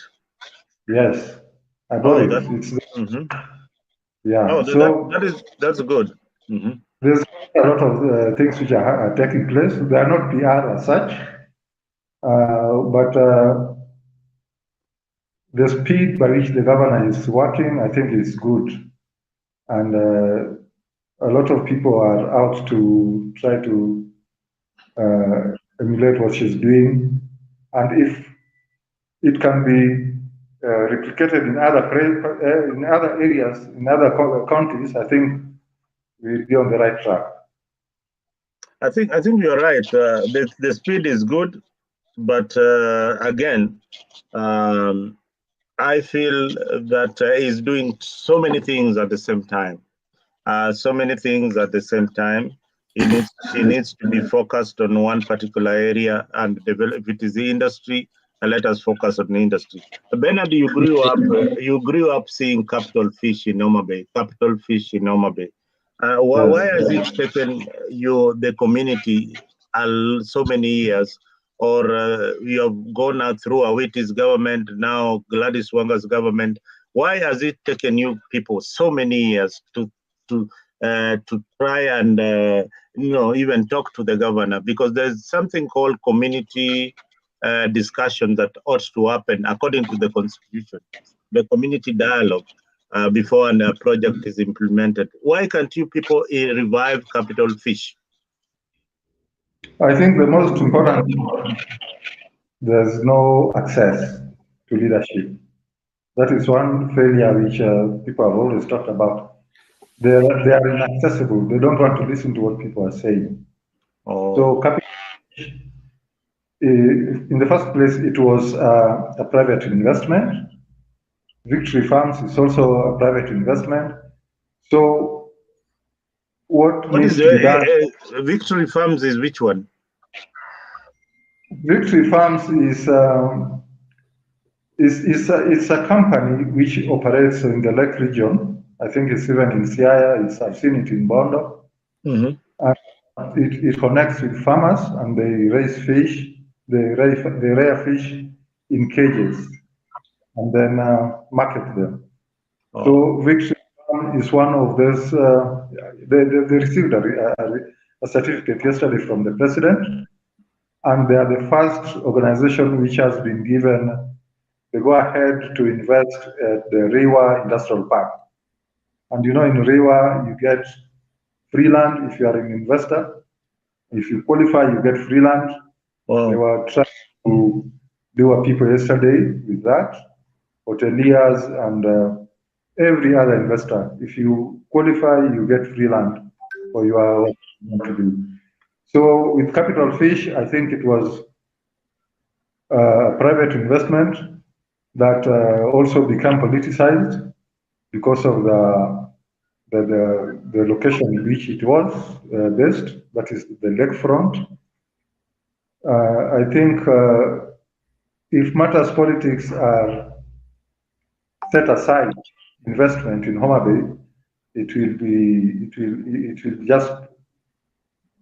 really perform well. So, like the area where there's the Ginnery, that is around the Pyre, there's a lot of activity which has been going on. The governor wants to open up the lakefront from the Pyre towards the Ministry of Works, that area towards the sewage and sanitation. It's going to be open. And I think there's a lot of activity. Already there is the ferry, the water boat, which is operating from Homa Bay to Asembo Bay, which is also going to open up that space so that, people have been going through Beta to Bondo, through Beta to Luanda Kotia. This time around, Asembo, the journey is about 1.5 hours, which when you go through Kisumu, takes you 3 hours or so. So all these improvements, I think, are going to create some change. And what I can also point out is that the government is not doing quite a lot of things here and there. She's focused on 4 areas, and that is, I think, palm oil, cotton.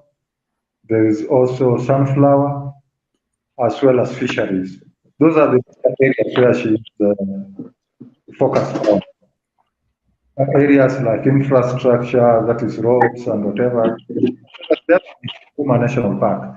So the other areas, I think, are just tiny places that it's trying to touch, but the most important areas are tourism in Ruma, there's the blue economy, and then there's oil production. I think, Bernard, thank you very much. Hilary, you've been quiet for some time. Before Geoffrey can dive into that issue. May I just add one thing? Can you just allow me to add? Yeah, go ahead, Elvis. Go ahead. When we came, we found, when this government came, we found overproduction of sweet potato, and there was no market. Farmers were being exploited by middlemen. But what we have done, we have constructed a processing plant, potato processing plant, which is producing, which is adding value to potatoes. And that is going on. The plant has started working. And we are now exporting the flour of potato, which is added, which is value added. So we are doing well. We are not doing badly. We are focused. Yeah, we are doing a lot. That is good. That is good. So I think for Migori is a very agriculturally oriented nation. And you have the opportunity to have cash crops in Migori as well. Sugarcane is a key thing. I think you should start with sugarcane, making Sony Sugar be the real deal of Migori, making it better, that you can run it better than the national government, and not as opposed to how the national government has run it down.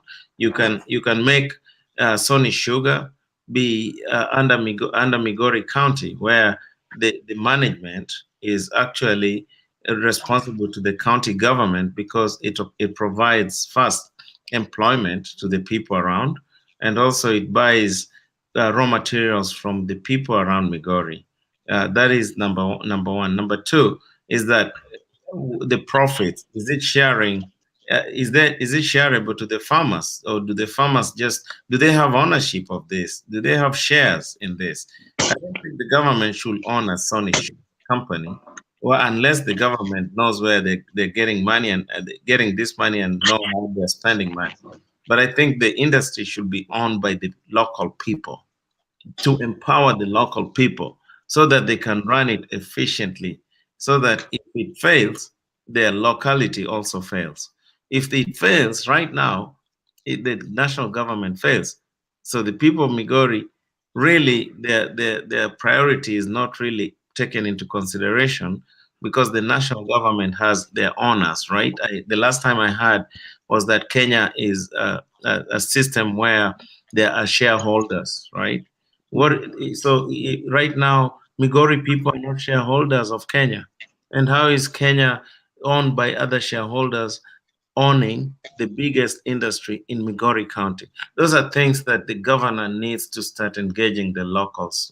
For Homa Bay, I don't know what the circus is going on. What I see is that the president is flying in a chopper, is being ushered in. The other MPs, they come in guzzlers. People are shaking hands. I want to see the cotton industry in Homa Bay. I want to see the sisal industry in Homa Bay. I want to see the sugar industry in Homa Bay. I want to see the manufacturing leaders and business people of Homa Bay. I don't want to see politicians. Politicians are supposed to be in parliament legislating, okay? This Homa Bay Investment Forum is supposed to be purely driven by business leaders and the Chamber of Commerce in Homa Bay, not political. This is not a political tool for the governor to showcase for why she wants to run for another term in office. So I'm taking it from that end. The governor needs to be in the office, show up for the opening ceremony. The county government is supposed to have maybe a booth to tell people what they do, but the rest should be driven by the industry and the local manufacturing companies of Homa Bay. Now, when that happens, it will be Homa Bay International Investment Center. But right now, it is Homa Bay International Political Center, because it's all run by politicians. It is nothing that is going to help. Right now, we are on radio station. Mama Samaki has woken up, has gone to the lake, wants fish, because she has to sell fish the whole day? How is the investment? How is this international investment center helping Mama Mboga? The sisal industry, Homa Bay had the best sisal farming. Odalo, you know that. Bernard, you know that. I know very well. Yes. We used to play in the cotton plantations and the sisal plantations. That is what I want to hear. Where is the revival scheme for that? The sugarcane in Dewa is doing well, but where is the showcase for it? So it's not supposed to be a governor-driven. Governor is supposed to control the county revenue and help the people. This is supposed to be empowering, businessmen and manufacturing leaders to really run their county. I think we need to separate politics and investments and private entities in Kenya. That is where the thing is. Politicians cannot do everything for everyone. I think, Geoffrey, you're right. It would just have taken... May you allow me to live? Yeah, you can live with the word, Elvis, and thank you very much for being part of Africa. I hope you have subscribed to our channel on YouTube so that each and every time we have this kind of discussions, you'll get a notification and we don't have to call you. If you have got something that is interesting you in the political scene, or you want to articulate issues of Migori, then this is the forum you need to be. Please subscribe to Africa. Before I know it's going on, Elvis, share your number so that we can be in touch and we see what is happening in the county there. And we want to hear more about from most of the young people. So how do you engage young people in terms of without young people? I know we don't have the leadership tomorrow. So Mzalendo, that's what, if he can cooperate on that as he leaves, then that will be good. Yes. First of all, I want to thank you for this forum. It is very important. And, young people, like now what we are doing, what the county is doing, or what has done, we are registering all the individuals within the county. We know the areas of interest. For example, farmers, people, carpenters, people doing different things, so that their unique areas can be addressed differently. And this one, young people are not left out. We also encourage them to take some of these activities which they like, because, and encourage them even to do farming. We give them friendly farming practices, like keeping poultry, doing maybe piggery, and even dairy. And now they are really coming up. So that's how we address, and even women, we address them differently.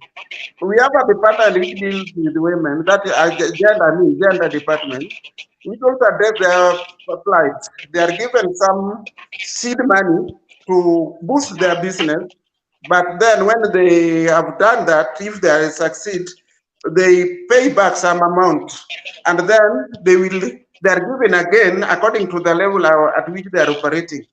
And this one, I think we have just started, but as we continue, we'll improve all these activities. And I think in future, by the end, this government, the Kilo government, is going home. We shall have done a lot to assist the people of Migori. Wow, thank you very much. Thank you. Let me just give you my number. I know Onyango has it, Jacorando, and even Bernard, but I can still give you. Mine is 07. No, don't do that. We will share it. We'll share it because we will share it with Hillary. We have your number. We will share it with Hillary. Thank you very much. Okay, thank you. Thank you, big brother. Thank you. We salute you. Continue doing the work. Good job. Now, Salimia Governor. Yeah, I'll do that. Yes. Yeah. Yes. Well, we are back to Homa Bay and the issues happening in Homa Bay. Before I now dive into the newfound relationship between Raila Odinga and William Ruto, Hillary, what do you think of this newfound love between somebody that we have been abusing for the rest of the year? Mzalendo, that's the beauty of politics, and I love the politics. But let me comment something in Homa Bay. I think Bernard said the truth that what we're seeing in Homa Bay, the way you are putting it, is just a lot of governor is doing what he thinks is good for her, but she's not doing something that's good for the people. Because when you don't have communication with the people, when you don't have conversation with the people, you just do what you think it is good for the people. So I think that if we cannot access our office, then there's a problem, there's a challenge. And that's why we see she's doing a lot of activities where sometimes maybe she might be overwhelmed. But I know she's an ambitious woman, and she's moving on well, which is okay in politics. But also she needs to have a conversation with the people. Coming back to your question, Zalendo, in politics, there's no permanent No, you made the UDA supporters and enemies. Permanent I remember at some particular point, me and Jeffrey, we used to differ a lot in opinion, because if he felt that being a Luo, you ought to support Raila Odinga, and there is no way that they can accept somebody who is going against Baba. Now that they're in this deep hole, and the route to Canada seems to be the route to Damascus. I mean, how are we are kind of confused with this kind of arrangement. We don't know whether to support it, but Hillary, you come from the group who have decided that, we are not. Let us support William Ruto and move on. No, we are not. Actually, we are not. And I want to tell these people on this platform that remember Pentagon. If you can remember Pentagon, you'll know that the Pentagon is coming back, according to me, according to my analyzation. And I want to assure you it's coming back strongly and in a way that nobody was expecting it to work. And one thing that we need to know, that Raila and Ruto are being good friends. And Ruto has been a student of this guy, So these people, as much as we are seeing what is happening, everybody has his own way. But at the end of the day, also, any government, as long Baba is still alive, no government will work alone without this Mzee. So this Mzee, you must involve him because he has his own way of doing things. That is a unique, that nobody has it. So me coming Ruto and Raila together, working together, I don't see is a problem. To me, it's a plus to us as a people, as Luo people, because Baba is also is advancing in his age, and now we need somebody who can support our programs down there. So when the president can come around and support our programs and come there, that he want to work with Baba, supporting Baba to be the president of the presidents, then we support that. Number two, we need to be open-minded people. That not Mzalendo that you come along now. I must support you because yes, we are coming from, but our ideologies cannot be the same, and that's where we should lose the mark. I know it is good to support our person and move forward, but wherever it goes wrong, we need to come out and tell him that what you're doing, we think as a people or as a person, is not right. That's where we miss the mark most of the time, because Baba is ever right. Whether we see that something is doing is wrong, we just say this is right. I don't think that's the way to go. Yeah, even educated people, professors, at some point in politics, Geoffrey knew that anything that Raila Odinga says is law.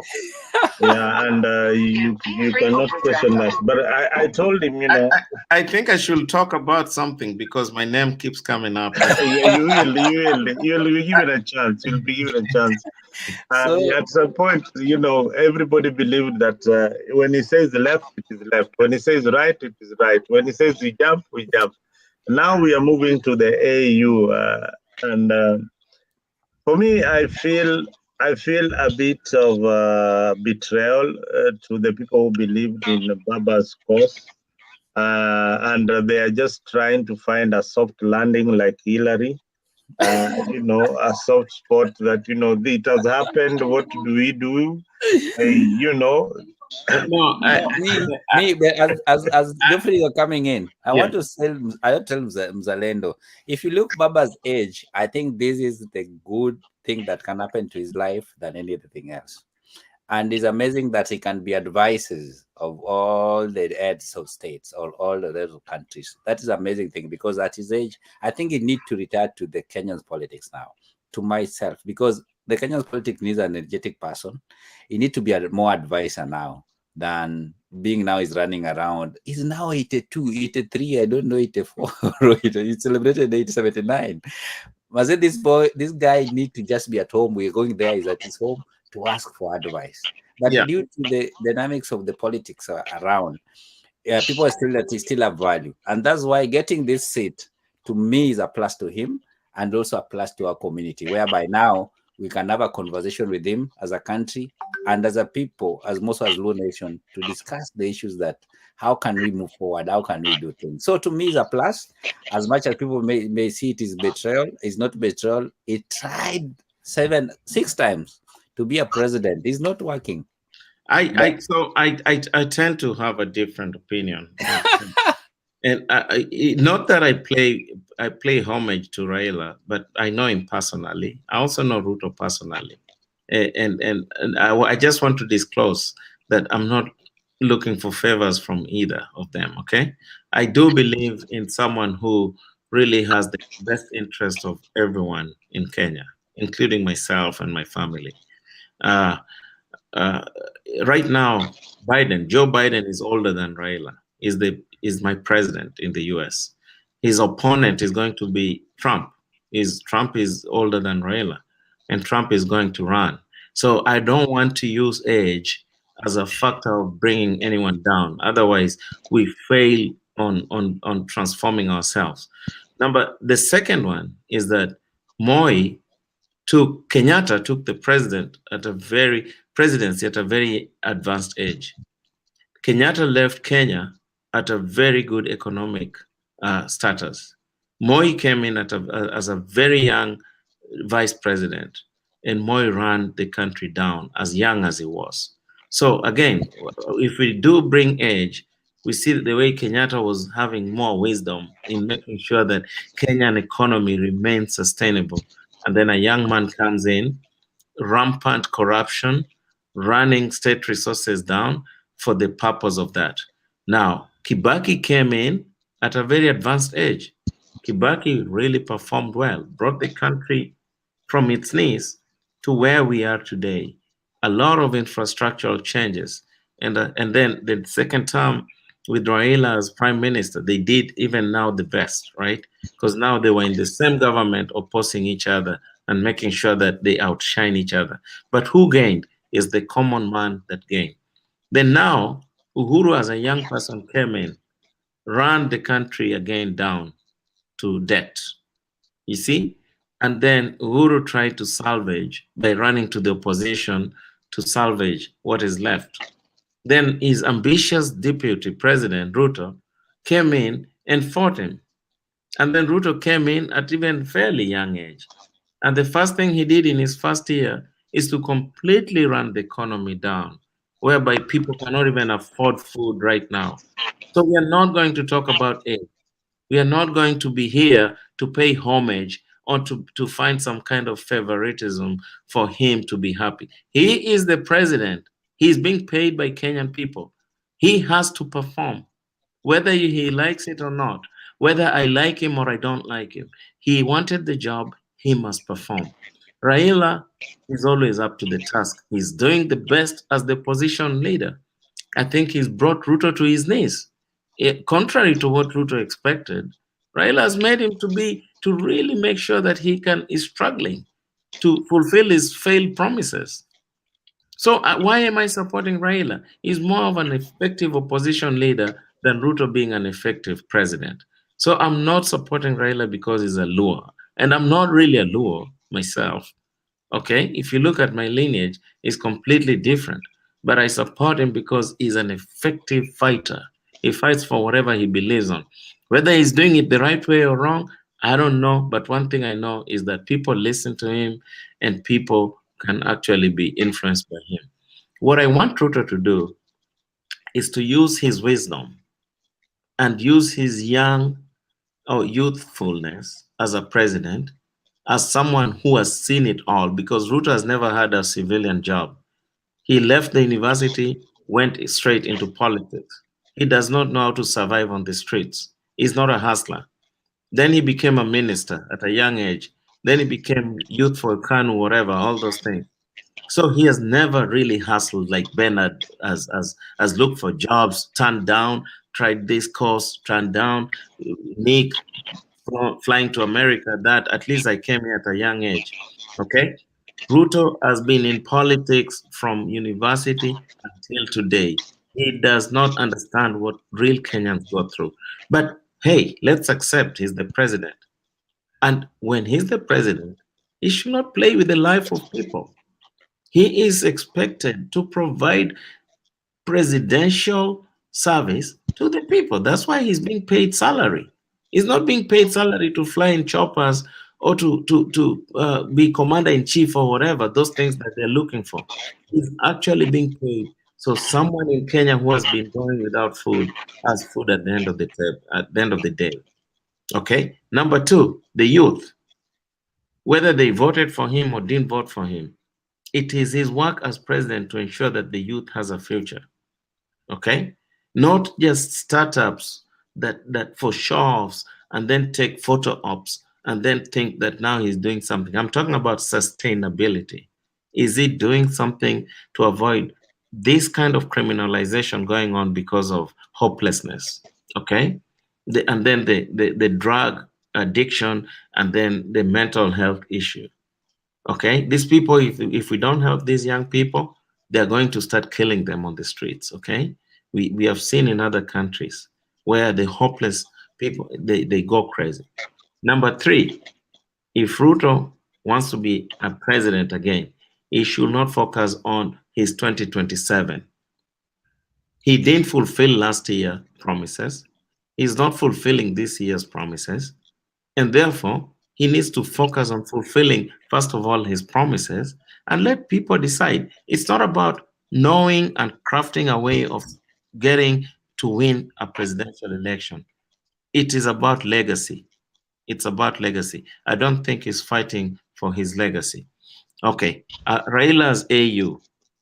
I don't think it is a subject of discussion for anyone because we don't know what an AU chairman will help people, right? I don't know how AU chairmanship is going to help his constituents, but I think Raila was an opposition leader, and before he goes to the AU, he needs to assure his base where they are and where their future is. He cannot go and get a job and leave his flock without any attendance. Okay, so he has to really craft a way. If he wants to exit, there's a way to exit. Who is he going to hand over to? Who is going to take care of his flock? Because Raila's flock are not people to manage. They are very disenfranchised, they're very bitter, and they can cause havoc if not properly handled, because we don't want the country to plunge into chaos. I think that's what I can say in terms of that. I'll let Bernard maybe has something to add. Can contribute to that fact. Not really. I'm not so much of a political person. Yeah, and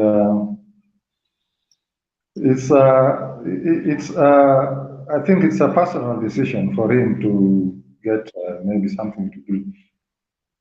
I really can't contribute to that. Not so much. I think you're not into this politics of succession. Maybe a direct question to you would be what is the feeling on the ground that now that Raila is moving to AU? What is the feeling? What are people really whispering on the ground? Like the Luo community are so used to be herded. I would say, I'd use the right word, herded by Raila Odinga. They follow him everywhere. Are you following him to AU? Okay, what I can say from my own observation is that Luos, they always want to be in government. Whichever way they get there, that one is not the issue. They want to be there. And once Raila is there, or once Raila gives them the direction, whether they feel it's a betrayal, they support him. So going to the AU, I heard somebody saying yesterday that it is a form of a handshake. Some people call it, they went cattle grazing. They could not do the handshake at State House or at Arambe House. So they went across the border to cattle graze, and then they came up with that. There are some statements which were made in Homa Bay yesterday, and it was more of confirmations. There are certain promises, I think, which have been talked about, like job promises for his close friends or for his insiders. And these are things which are always benefiting those around him, Raila circles. You see, yesterday I was thinking of something which happened last year, and that was Mandamano. There were people who died, and you know that whenever there are troops who go out for war and they lose their lives, they're always considered heroes. Now Raila, in one way or another, he has gotten something out of that Mandamano. But the troops, the people who died, their families are still languishing in poverty. Their losses are still not even countable. But Raila is now expecting that job. Actually, we can say that he has gotten it already. And there are also people who are going to benefit from government jobs, post jobs. But those troops, the heroes, the people who died in Kondele, the people who died in Madare, wherever, they're forgotten for good. So these things are not benefiting people. His job, wherever, even if he goes to Addis, is going to benefit him and his family. Okay, some people are saying that it's going to bring some sort of sanity or peace to the country. But I think it's also a plus for Ruto because he is looking for votes in Luo Nyanza, and even is like his forays in Homa Bay kind of point to that. He's trying to harness a chunk of Raila's base to himself. So I think these things are just some political gimmicks and games that are being played for the benefit of the few political figures that we have. I cannot really say much about this, but I think it's all politics. Wow, thank you. I mean, Bernard, you said something that we had discussed earlier with Geoffrey, that, you know, so many people died, so many Luos lost their life. You cannot compensate that with maybe an AU job or your people benefiting. Right now, as it is, the people who are going to get jobs are his close allies, people who are close to him, and his family members who are going to benefit from Ruto's government. At some point, the Luo community, the people, the families that lost their loved ones due to Mandamano, when is this government, when is Raila Odinga going to be considerate and compensate at least, or work or talk to William Ruto to compensate these families? These are the talks that we want to talk in Africa, so Yes. that the voiceless in the society can also have a say in that particular table where his friends are going to benefit. Yeah, especially the fact that ODM has these funds which comes from government. It runs into hundreds of millions, if not billions. 300 million. It's 300 million. Yes, the party should always have a compensation fund for those people, supporters who die in such instances. It's not that they should always just keep quiet and blame the government. The party should support, especially especially dependents of those people who die. There are people who are breadwinners. They die during mandamanos, and then their families are left to suffer. So the ODM as a party, or any other party for that matter, should always look into it that they support those families whose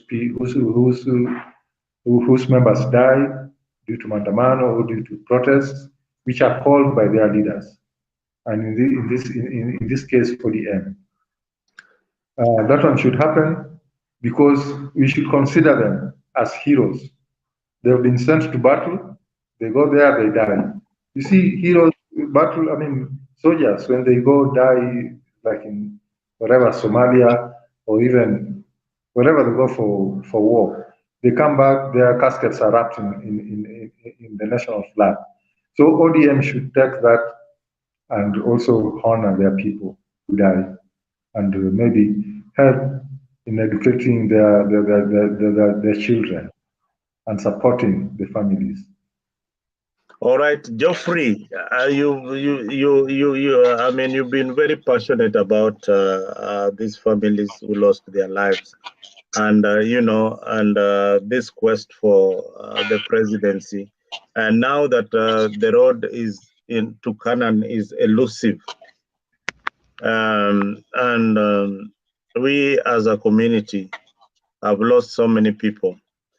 Do you think it is the right time for us to restructure our politics, thinking and hoping that, a new successor, because what is happening right now in the political front, nationally, Azimio succession is going on.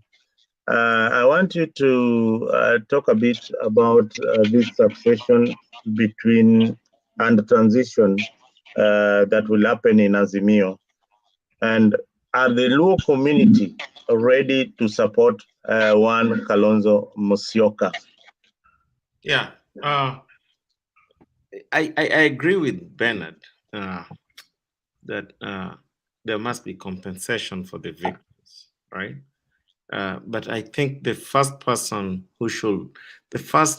agency that should be sued and pay for the losses of these lives is the police division.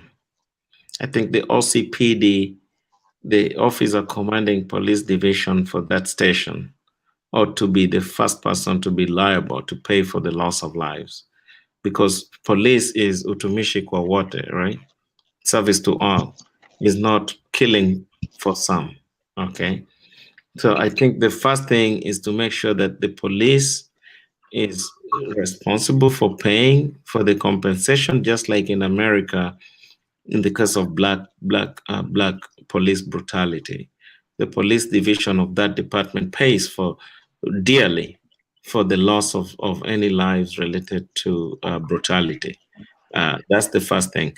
The party is a political process. You cannot compel the party to pay. The party can do something out of goodwill, that this was our supporters, and we can either take over the funeral program, or we can assist the kids to go to school and have some kind of scholarships for the kids of those kids who have faced police brutality for political pluralism, right? So the second question you said is that the takeover or the succession in Azimio. I'm not an expert of Azimio, okay? I don't think Azimio stands for something that is sustainable, right? But I think Azimio, just like UDA for Ruto, those are not political parties. I think those are tools that people use to move on to get the presidency or positions. A political party is a sustainable organization that fights for the common good for whoever believes in them. Okay? They don't fight for people to win positions only. They fight for some common things, whether they're in the government or not in the government. In this case, the Kenyan politics has been put where you have to be in the government, come what come may, to see some kind of constructiveness in your areas, okay, or to be appointed to government positions. We see Ruto is saying, that we are together. But the other day I was reading a circulation in internet where almost all the positions given that are publicly appointed people are all people from his village, right? Or they do share the same last name. So that is not really inclusiveness. That inclusiveness is ensuring that the people next to him not only picking one or two Luos, one or two, other Kisis or people, Kambas, then you say now we have a national party. No, it's supposed to be built in the process, whereby minister for finance doesn't have to be a Kikuyu or a Kalenjin, can be a Luo, like the way Moi did or Kenyatta did. That is called nationalization, right? Not that when someone is a minister for roads, all the funds go to his ministry first before it goes to other ministries, because he is politically inclined to be next to whoever is the president. So that is really not, Kenya has not reached that stage. But in terms of who takes over in Azimio, they have to showcase why they want to take over, right? Do they have the aspirations of the people, or does the opportunity present itself for them to take over? If the opportunity presents themselves to take over, then they should tell people why they want to be leaders. And what are they going to do that is different from the person who was there before? Then that way I can make a decision. But right now it's about, oh, I've been with Raila for a long time, now it's my time. No, in politics or in leadership, that's not really the case. You have to show, it's a competitive politics. You showcase why you think you're good, and let the people choose you. Let the people really elect you. And for those positions, especially Raila position, I think the party has to elect whoever takes over from him. So I can't say I'm inclined to one person or not, but I think Kalonzo has shown that he's very consistent, and he continued to talk about the plight of people that he fights for. Whether he fights for them or not, I don't know. I will have to see. But I have to pay more focus on him and see why, his home area is built such a nice home and all his neighbors are very poor. Those are things I have to put into consideration, right? In Ukambani. Why his home has water, by piped water, and his next door neighbors have no borehole. Okay, those are things I have to put into consideration. Why his kid is appointed as MP in the East African Legislative Council, and his next door neighbor is not appointed even for a teaching position in the village. Those are things I have to take into consideration. No, but Geoffrey, that cuts across both both Raila Odinga. I'm saying, is he going to do the same thing? So that's what I'm saying. He's already done it. Yeah. So those are things I'll have to consider before I make any decision. That right. Are they usurping political power for their personal goodness? Viewers, we take a small break, and we come back. We wind up the show. I'll give Geoffrey a minute, and Hilary, please put your cameras on. We are taking just a slight break to show you some of the shows that we have lined up for you this week. Don't forget to subscribe. If you've been watching us on other platforms like Mutembei, where we run, please do subscribe. If you are on Luo Nation, and for the first time you're seeing Afrik on your platform, please kindly subscribe, support this channel. This is the only voice where you are free to say what you want to say, but to say it in a language that is civil, a language that is acceptable to everyone. We don't abuse, we don't discriminate on this particular platform. We are not affiliated to Raila Odinga, like my friend Laban was there telling me that, we subscribe to Raila. Yes, that is your business. Our business is Kenya. Our business is Kenya, and to see what is important for our country. So if you are politically affiliated, come to this forum, discuss the issues, tell us why it is important for us to support your candidate, and we will give you a platform. Otherwise, join us every Friday from 8 p.m. to 9 p.m. for a captivating journey into the world of love, relationships, and romance, presented by the dynamic trio Maggie Knox, MC Jesse, and Annie Waweru, Bed of Roses. Promises to be your weekly dose of heartwarming stories, insightful discussions, and expert advice on matters of the heart. Whether you're single, in a relationship, or simply love a good love story, this is the show for you. Don't miss out on the chance to unwind and indulge in the joys and challenges of love, all brought to you by our talented hosts. Tune into Africa 24 every Friday from 8 p.m. to 9 p.m. and let us guide you through the enchanting world of Bed of Roses. Subscribe now and mark your calendars. You don't want to miss this. See you there. Yeah. Hello. Hey, we are back. Hillary, thank you. I know you are. It's been 2 hours of this discussion, and it is time for us to wind up this particular broadcast. What is your last word? Maybe you tell us something of encouragement, something that you have observed, something that we need to learn as Kenyans, even as we move to this new political marriage. Thank you so much, Mzalendo, and thank you so much, Africa 2024. First, I didn't plan to come to this platform today. That is an amazing thing. I just saw the link and I tapped in, and it has been amazing conversation. I'm so humbled to be here today and also to have this conversation. Number one. Number two, you are doing a good job. That continue doing, and that's where we're focusing. Number three, we are coming on your board and to seek some guidance on the media issue, because that's our we are going to as Luo Nation platform, Luo Nation network. We are going there. We are going to create a platform whereby we can have this conversation every time on live session, not only on Twitter, but on a larger platform that we are in stream live, we are in TV, we are everywhere. Number 4, I should say that my support will be here, and let us join hands. Whatever the idea you have, the idea we have, let us combine it together, because our business is not the politics, our business is not the leaders, but our business is ourselves. It means people by people and us by us.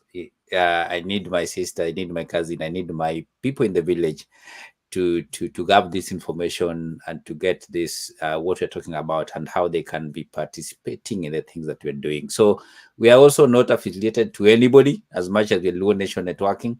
We are affiliated by the people and the people only. So we thank you, Mzalendo, for this, and also we welcome the listeners who are listening to our Twitter handle called Luo Nation all the time. We have a lot of things that's going on. Actually, this coming weekend we are hosting Dr. Juma. He tried to run as a president last time. Juma will be coming. Then on Sunday, we are hosting Professor Gola coming to talk about how to liberate the economy, mostly in Luo Nyanza. So we have a lot of conversation going on, and we want to welcome all Kenyans. Let us come to this platform. Let us have this conversation, and let us not be alienated to anybody, but we are free to share our views, our ideas. At the end of the day, let us build our country together, and we see that the coming generation has a better way than we find it. I think that's our work, and that's what we can do when we're still alive. Otherwise, thank you so much. God bless you, Africa, and keep it alive all the time. All right, Hillary, thank you so much for that acknowledgement that we're doing a good job. We would also like to walk you through the media. And now that you're going to invite Professor, we'll give you a link if you allow us. We will share that link with Africa and many other platforms, so that the message can reach so many people. You know, when we talk in our WhatsApp group, it is just it's a friend include. It is just confined to your friendship network. your social network. But when you go out on platforms like Afrique, then you are going to reach so many people. I want to tell you that Afrique is a big idea. It is an idea that we want to confine in all politics, then move to Uganda. The Ugandans will tell us their story. Or move to Ghana, move to Nigeria on a similar discussion, because we want Africa to be one Africa with one army and with one economy, that one day we can bargain with the rest of the world. This tiny country is called Kenya cannot bargain with any country in the world. These are very, very tiny economies, and Jeffrey knows that so well. Jeffrey, 2 minutes before I give Bernard your last remark. Yeah, thank you. First, thank you, Mzalendo, for the opportunity. I think it's my first time to come here. It's been very productive. I think we have learned from each other and grasp from each other's opinions.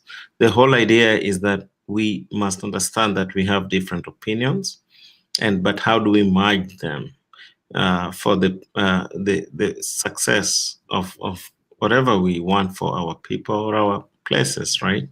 So, you pinpoint, take ideas from each other and learn from that, and then merge and make sure that, you can disagree politically, but from an economic standpoint, that you agree, because at the end of the day, even politics is supposed to bring economic empowerment.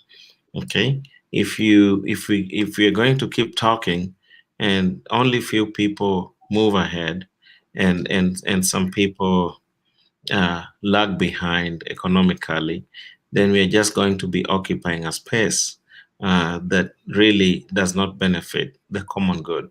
So I think this is a good forum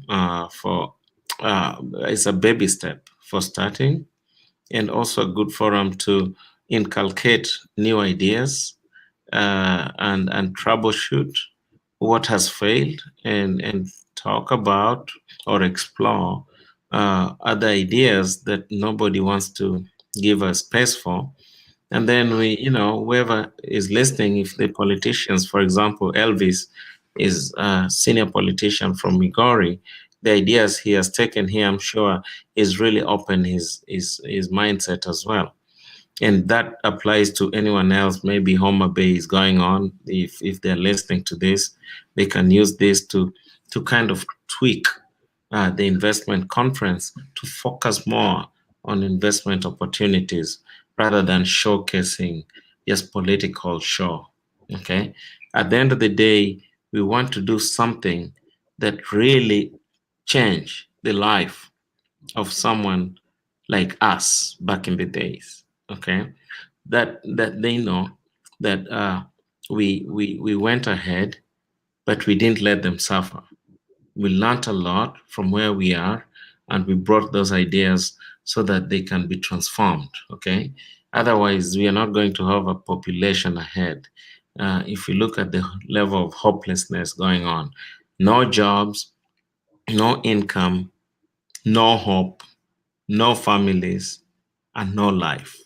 What do you think we have? Nothing. So if we can make sure that we instill that hope and provide opportunities so everyone can have something they can use and bring food on the table for their loved ones at the end of the day, that is the future. If you don't belong in that thinking and that thought process, then obviously you're in the wrong place. If you're a politician and you don't think like that, then you're in the wrong place. You're in for yourself to own an island. So I'm looking forward to engage with people who are like-minded like that. And thank you for the opportunity, Nick, for providing this. And I'll always be there as a panel to continue exploring these issues, talking and disagreeing and agreeing, and taking the best ideas and making them into some actionable items and providing them to the leadership so they can take it and run with it. Otherwise, thank you and God bless you. All right, thank you very much, Geoffrey. Bernard, today I have a very rich panel, people with knowledge in agriculture, people in knowledge in medicine, people in politics. I think you have really made my night. And Bernard, your last word of hope for our community, for devolution to work. And you've talked about something so passionate that the leadership do not listen to the people. You are the voice of the people. This is the platform that they are listening. I am telling you right now, there are around 3-4 ministers of Omagoi County that are listening to Afrique 24. Please, your word out there to the leadership and the hope that we should have with devolution. Thank you very much, Mr. Lendo. First of all, I want to say that it's a very good experience to be here. I strayed into this program. I got a link from Geoffrey. I didn't know what was happening. And I just clicked to see what's going on. And I think it's a good experience. I want to thank you again for that. Now, for Homa Bay County, Homa Bay is a very potential county. I grew up here. I've worked here as an environmentalist or agriculturalist at some time. And I was supposed to be attending the conference, though for a few reasons I did not manage to. I attended the pre-conference in December last year. I was one of the delegates. And this time around, I was supposed to even exhibit some of my products. I do value addition of beef products to produce collagen. And collagen is a very important substance which is used for pharmaceutical and beauty products. So it is a product which nobody else produces it here in Kenya. I'm the only one who produces it in Kenya. Wow. And it's very expensive. It's very expensive because getting a kilo or a gram of collagen, you have to undergo such a tedious process getting the product. So I wanted to exhibit that, as well as also to showcase its benefits. It's very good for arthritis. It's used as an ingredient in production of arthritis drugs, as well as supplements for nutrition. So these are some of the areas. The fee that was being charged for exhibition, even for attendance, was so high. How much was it? How much was it? For exhibition, for an investor who lives in Homa Bay, you pay 50,000 shillings. Wow. And for somebody who comes from a different country, I think it was way above, it was probably 100 or above that. But for delegates, it was 5,000 to attend. So I think that the fee was kind of, it made a lot of people stay back. There are so many products which so many people would have come up with. And if it's not possible that if it's not possible for the government, for the county government, to make it possible for farmers or residents to showcase their products in the investment conference, then they should make another avenue or another opportunity. Like there used to be ASK shows previously. There should be a different forum where farmers should be able to exhibit their products and get markets, to be connected with investors in a better way than this, because this one was like, as Geoffrey puts it, it's a political show. The person on the ground was not so much involved. And in any case, where the people who got that chance, they really strained to get where they are right now. So it's upon the government. I think if there are any officials who are listening, they should try to engage the people on the ground so much. There are so many people who have knowledge. I personally, okay, my company is called Homa Bay County Agrotech, and the company is also involved in production of solar seed dryers, which I should also have had time to exhibit, but because of those kind of bottlenecks, I was not able to. So next time, I think they should engage and even make it possible to allow residents to exhibit free of charge. That's all. Thank you, Bernard. I mean, you brought a very interesting topic. I didn't know who you are until you spoke out. So many people out there who are interested in this chemical that you produce. We'll get in touch. We will give you a forum. What Afrique does is that we'll give you a forum. You will send us the products that you produce. We will have a date with you. We will package whatever that you do professionally. So that you can be on the YouTube channels, so that you are not denied this opportunity. Somebody out there will watch it on Afrique. Maybe they are in Moranga, maybe they are in Mombasa, they are in Kisumu. They can go back to the YouTube channel and click on that link and see what you have to display.